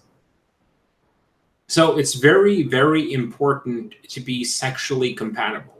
And you don't learn what you like in terms of sex, what you want in terms of sex, and what your libido is by being celibate. You learn that by practicing. Okay, if you date an info girl who wants to bang you 8 times a day, and you're left there at 2% body fat because you burned through your energy reserves from banging, that's maybe a bit much. If you date a girl who wants a dick once a month, that's maybe a bit too little. So you learn these things about yourself through experience. Like, I learned what I'm into and what I need for a sexual relationship to function by practicing. You can't learn that on Pornhub. You can't learn that from, Ezekiel 427 or, Stone Cold 316. You need to actually practice to figure out what you want. 316, I love it. And I think that's maybe the major thing that causes a lot of these traditional marriages to fail is that if you have a virgin bride and you have a virgin groom, like, sex is a lot like pizza. Even when it's bad, it's pretty good. All right. But in order to maintain a sex life for a long period of time, and this is my theory because I don't tend to keep girls around for a long time, but you have to be compatible sexually speaking. Like, Donovan is in a long-time relationship with his girl. If she refused to wear heels, makeup, and corsets, he probably wouldn't be in a relationship with her. Ryan is in a long-term relationship with his girl. If they were completely sexually incompatible, he probably wouldn't be. Steve, same thing. He's been married for God knows how long. And if you're not sexually compatible, that's a major issue. So my thing is just get out there and figure out what you want. Some of you may need to sleep with 50 women to figure that out. Some of you can figure it out in 10, but at least do your future bride the decency of figuring out what you like before you hit the knot. Because, like, the worst thing that can happen, imagine, like, sex is so freaking important in that relationship. Imagine what happens. Important thing. Well, imagine what happens if you marry a girl who's great in every respect except sex. You're going to end up resenting her. That's right. And marriage is going to go to shit. And you're both going to be miserable for the rest of your lives because you didn't do the work in learning what you like. Is that really what you want to do? I mean, this highfalutin bullshit with virtue and chastity and all that shit, that's all it all sounds good, but it's not reality. And reality is a bit like a sledgehammer. You can hold it off for a while, but sooner or later it hits you in the face and it breaks your nose. Okay. Let's go to the next question here. Because this is a very interesting, this one is a financial question by Davi Furtado. He says, I'm 23, living with my parents. What are your thoughts on renting a place and moving out, even if that means I'll have to spend 80% of my salary in rent and expenses? Wow. So what he's doing, what Davi wants us to do is he wants us to give him permission to live with his parents to avoid spending most of his money on rent and expensive. Steve. I say welcome to life, young man. You got to get the fuck out of your house, man. I don't know why would y'all say that cupcake ass shit. That's why y'all having problems now. Get out of mommy and daddy's way and go and get out in the world and be a man. If you cannot afford that, I always tell you guys, if you can't afford it, go and get your butt in the military, man. You get 3 square meals, you get money, you learn a career, you got the GI Bill, and you get to travel. That way you can start establishing something, but get out of your parents' house. Now, the other alternative you can do, and I would, and I know y'all don't have enough cool people to do this, but get roommates. Find some people that you can get roommates, get a place to live at, but a studio. Yeah, y'all are too. I mean, do you know there was a time back when that was going on, when everything was in black and white, where we wanted to get out of the house. Man, we couldn't wait to get out of the house and get up from under our parents, just because we wanted to establish our own life. Establish your own life. And if you cannot establish your own life and you don't know what you want to do, get your, excuse my language, your effing ass in the military, where you can learn a trade, be able to go to college, get 3 square meals, get housing, and be able to travel.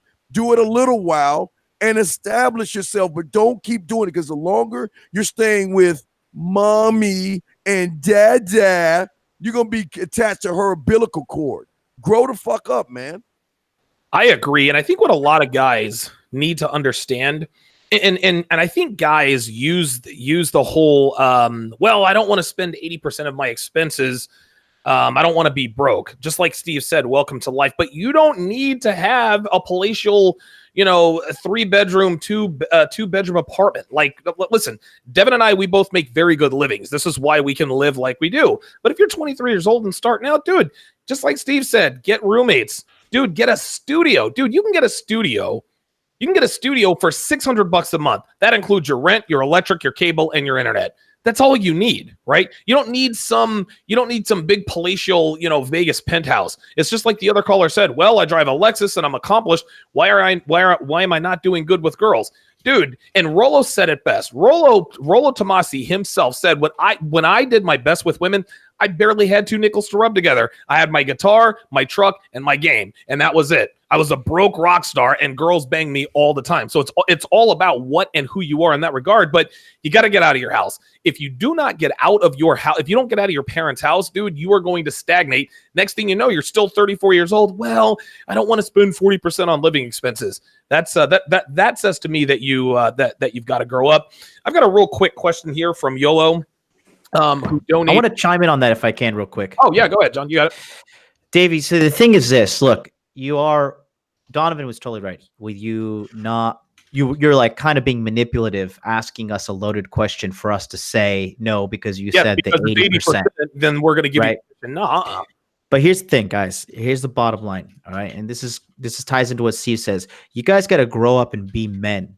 You got to leave the house. Okay. When you live at home with mom and dad, you have to realize that your father or your mother will always view you as a little child. No matter how old you get, you could be 45. They're going to still look at you as your little baby. And to an extent, they're going to treat you like your little baby. And in that way, you're going to act like a little baby. Now, you need to move out of the house. And even if you do suffer, even if you do lose all your money or you can't save anything, the reality is this.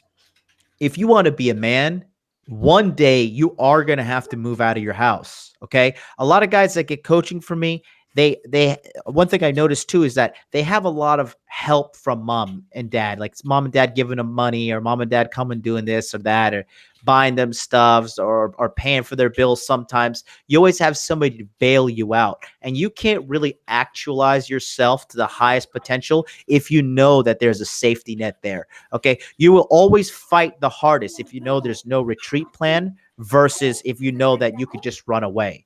So for you, Davey, you need to take the step forward and become a man, because at the end of the day, a woman is not going to want to sleep with a guy who's still living at home with mom and dad versus a guy who's out, who's got his money together. Because if you want to be the complete man, again, the big three: make money, make muscles, learn game. All right. You have to move out. You have to grow up. It is scary. Okay. But at the same time, stop being a pussy.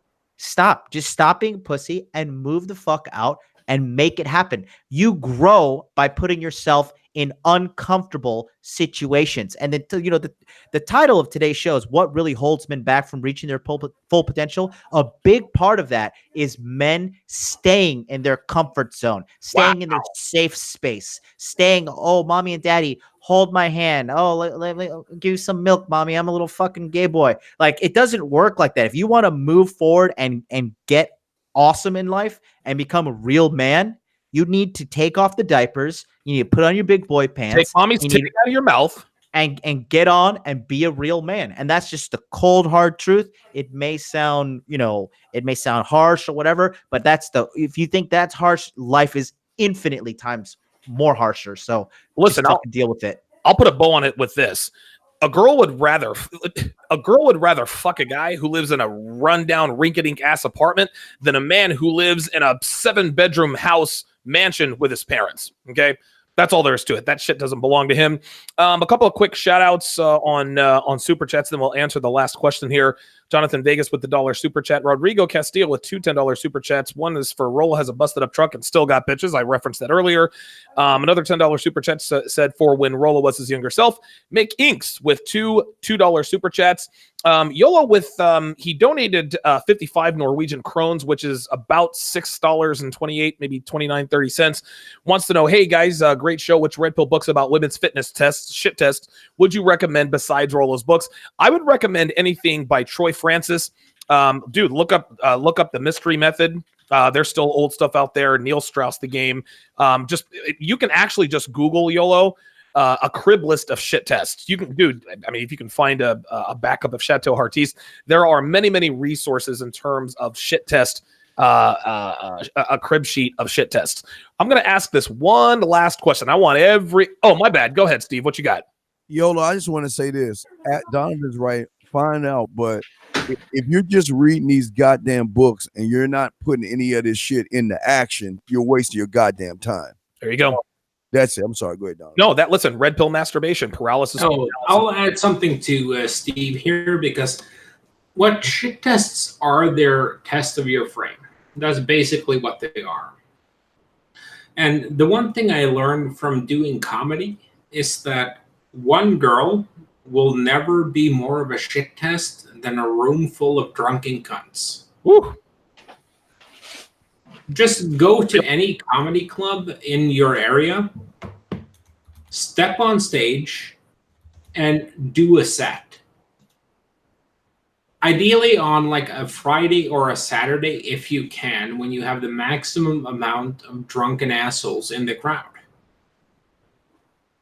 That way, you'll get tested very, very hard, and you'll learn how to deal with like a room full of people hating your guts. That's the ultimate shit test, is to do stand-up comedy. Rian Stone has got to go. It's too bad that he's not going to be around for this last question, but we've got one more super chat. Ryan he needs to iron all his shirts, and he needs to go to whatever place he buys all of them and pick up a couple of new ones. He feels like I'm running out of material. All right, guys. Last question here comes from our Future MD1 with the $10 super chat. He says, quote, "The girl I am seeing is becoming super needy. and gets angry when I'm working or going to the gym. She adds value, but she's annoying. Do you cut the plate or distance yourself but keep her? I'm going to answer this one first. Listen, dude, what you have to understand is that if she brings value to your life, okay, that's fine. But you have to understand, you're not going to get the sex and the femininity and the blowjobs without paying some sort of price, right? Devin gets annoying. Devin gets needy. Devin gets on my goddamn nerves. Guess what? She's a woman.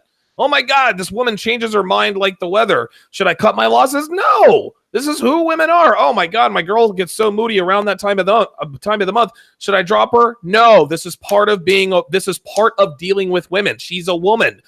There are certain things that women have to deal with and put up with as a result of being with a man. There are certain traits that women have that we don't like, but you have to deal with. Okay, so she's annoying. Okay, so she gets angry when you're working out or going to the gym. Those aren't deal breaker traits. The fact that she gets annoyed that you're working or going to the gym, okay, the fact that she annoys you, that means she likes you. She wants you around. Where you should start being concerned is when, all right, I'm going off to the gym for 3 hours. All right, see ya.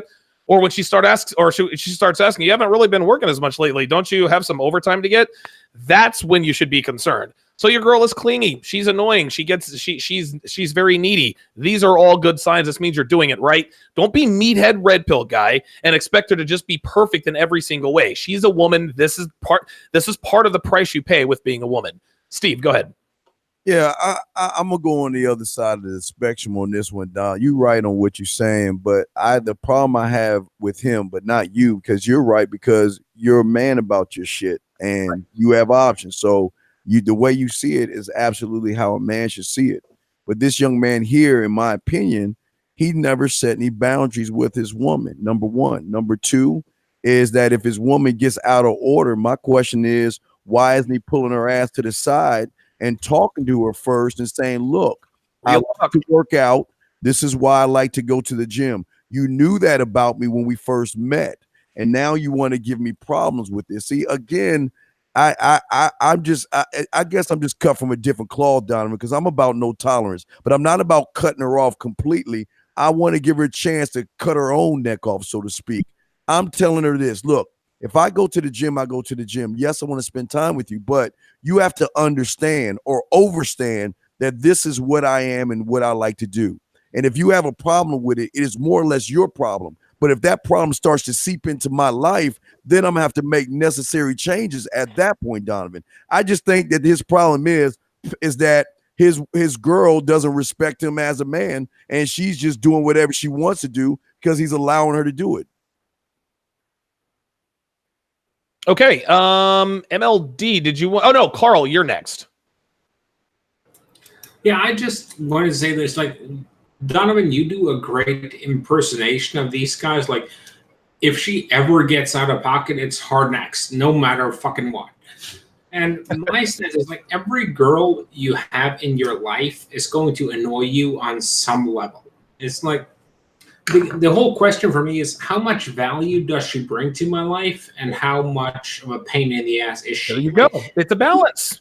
The value to pain in the ass ratio, as I tend to put it. Like, I have a girl in my rotation right now. Now, she always shows up on time. She cleans my place up. She's always considerate. She buys me shit. But on the other hand, she has a habit of blowing up my phone every once in a while. Now, I tolerate her blowing up my phone once in a while because she brings all this other value. Now, if her blowing up my phone gets to a certain level, I'm going to have to pull her aside and have a talk with her like, listen, if you want to blow up my phone when I'm not at work, I can live with that, but don't be blowing up my phone while I'm making money. That's a hard line. So for me, it's more about the balance between how much of an asset is she in your life and how much of a cost is she in your life. And this is just simple mathematics. Like, if a girl comes to your house 7 days a week, blows you, then leaves without saying a word, and then is cool with that, okay, that's maximum value. You're never going to have that. On the other hand, if you're married to a chick who lives with you and she never puts out, that's minimal value.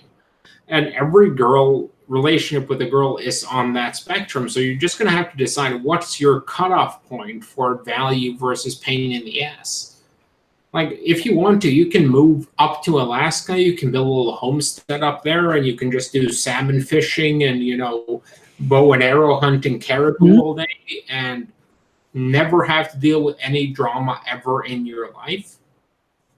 But you're also not going to get laid for the rest of your life. So you kind of have to decide on what's your tolerance and how much are you willing to deal with. It goes back to what MLD was saying with handling the mother hen in a group. Like, if you're just looking to get laid right away that night, minimal friction. 60. Check the second you see the mother hen. If you're cool with having some fun there and just playing around with it and seeing what happens, by all means, try and disarm the mother hen and hit that set. So it's all about your boundaries. And that's all it is. Jonathan, what are your thoughts on this guy? So this guy saying his girl is becoming super needy. She adds value, but she's annoying. He wants to know, should I keep my distance? Should I cut her as a plate? What are your thoughts on this question?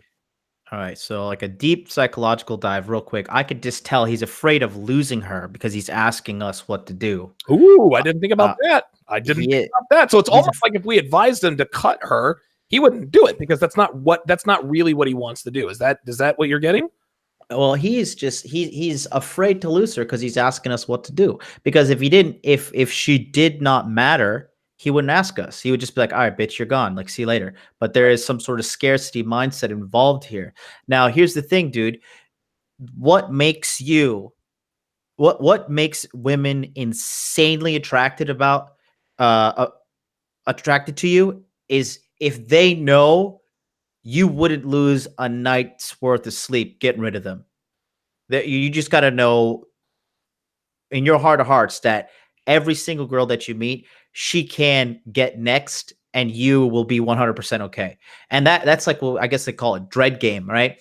And you gotta let her know, like, if she's getting out of pocket, getting out of hand right now, you just gotta tell her straight up, like, hey, listen, I'm going to the gym, okay, and I'm never gonna stop going to the gym. And the gym and my health is more important than you. I would straight up tell her this. I'm like, look, me and my gym time, my health, my body is far more important than your emotional happiness. So if you don't want to be on the same page as me and you don't want to support me taking care of my body, the one unit that I have to take me through this existence, you just need to really get your fucking ducks in a row and come back to me when you want to be an adult, because I'm a grown man and I'm not dealing with this headache.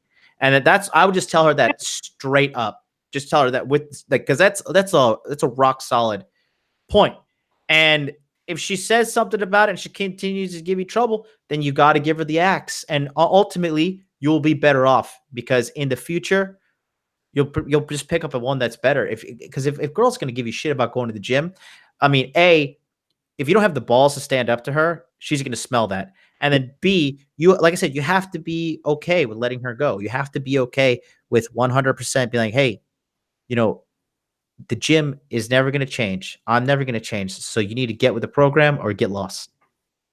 This is the thing. And I agree with what Carl said 100%. This is the way I see it.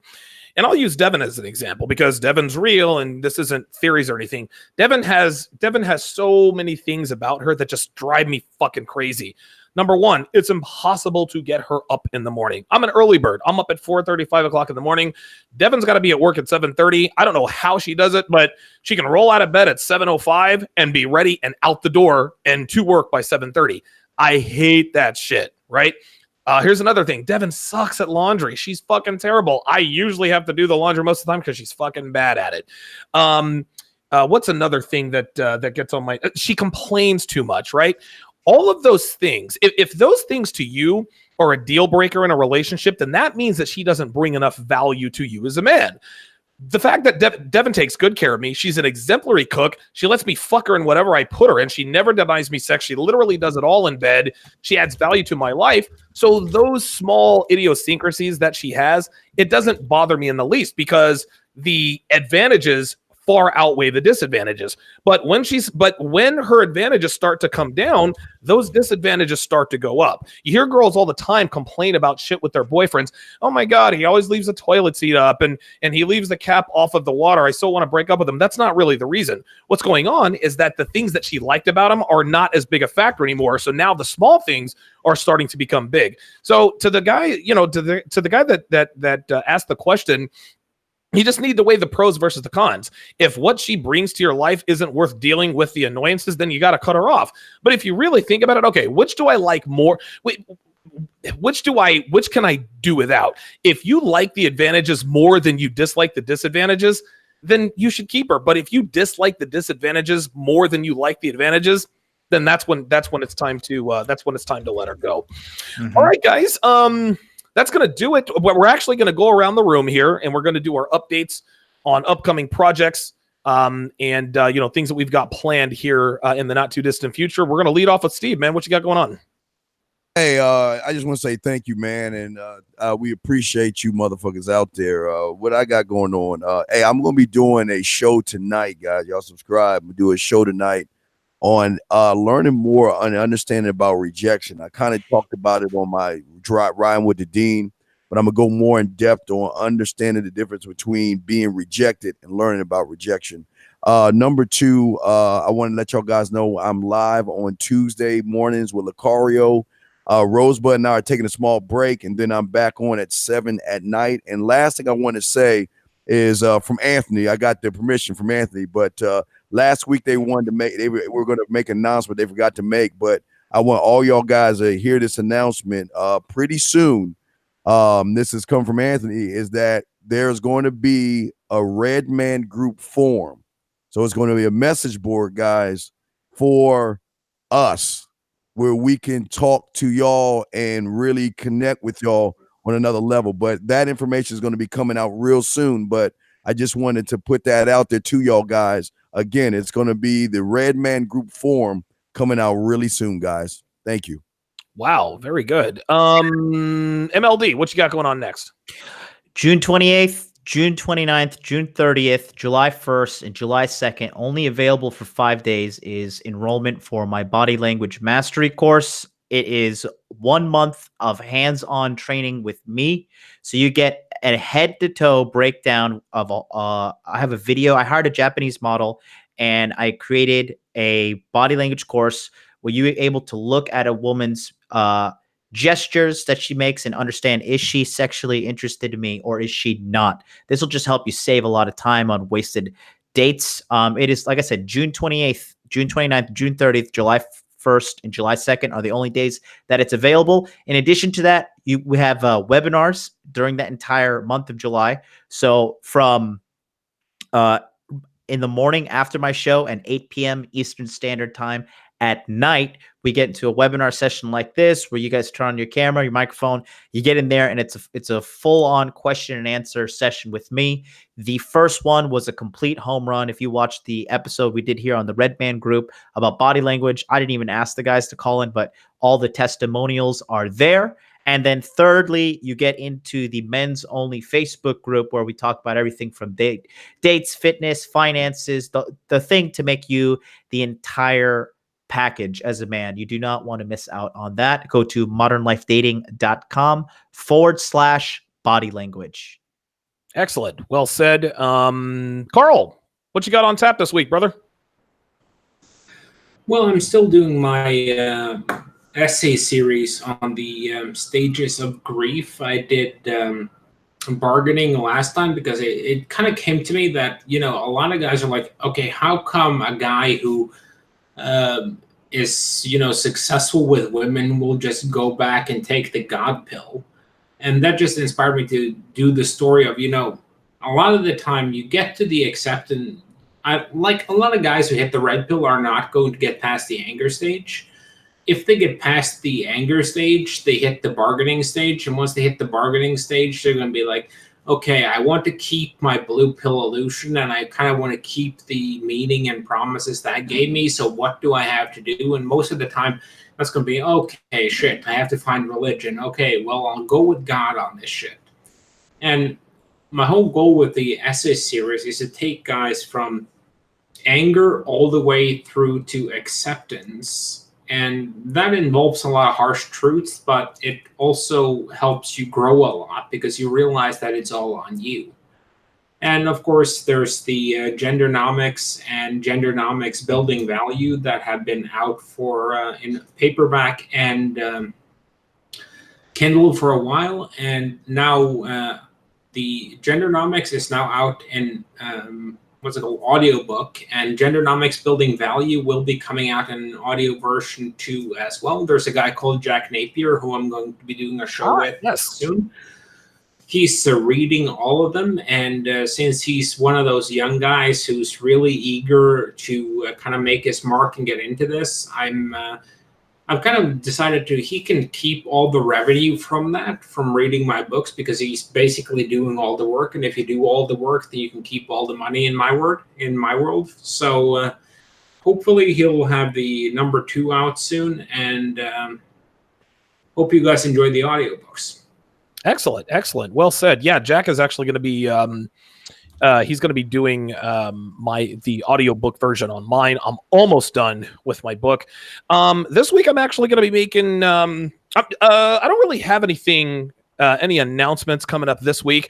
Actually, you know what? I actually kind of do. I'm going to be getting my Apple Enterprise developer license for my mobile app. What this will allow me to do is it will allow me to distribute my mobile app without making it available to the public. The advantage there is that it's going to completely eliminate all of the bugs, all of the malfunctions. I think with an Apple developer's license, I think I can get up to 1,000 downloads on Apple devices. It's unlimited on Android. What this allows me to do is it allows me to send push notifications. This allows me to send you like when I go live. When Jonathan's body language course comes out, I'll be able to hit you guys there along with my email list. So I've got that going on. I'm also going to be making a few small minor upgrades in my studio. My studio is going to look a little bit different, not too much, but you're still going to notice some changes. So I am very much looking forward to that. I would actually love to do a show with Carl on the finances, on the financial end. I knew that Carl was definitely proficient in finances, but he really flexed his fucking muscle. I actually learned a few things in that 10-minute diatribe that he had about finances. And I'd like to get Steve on the show this week. It's been a while since he's been on the show, so I'll work on those for you guys. Again, you guys can catch me Monday through Thursday at 1 p.m. Eastern on YouTube. Of course, sign up for my Patreon and my newsletter. For everyone here at the Redman Group, we greatly appreciate you guys watching. Shout out to all of our super chatters: MRA Music, Dean Nip, Davi Furtado, Tendo, TK, KP9477, JC, Charles Caballero, Future MD1, Mick Inks twice, YOLO, Rodrigo Castillo twice, and Jonathan Vegas. We appreciate the support. I don't know how this video is still monetized, with Carl telling us that he blew out his back fucking a fat bitch, but it is what it is. Keith Smith says that he can make me an app. All right, Keith, hit me at tsr@donovansharpe.com, and we will talk. Until then, guys, thank you for watching the Redman Group, and we will catch you next week.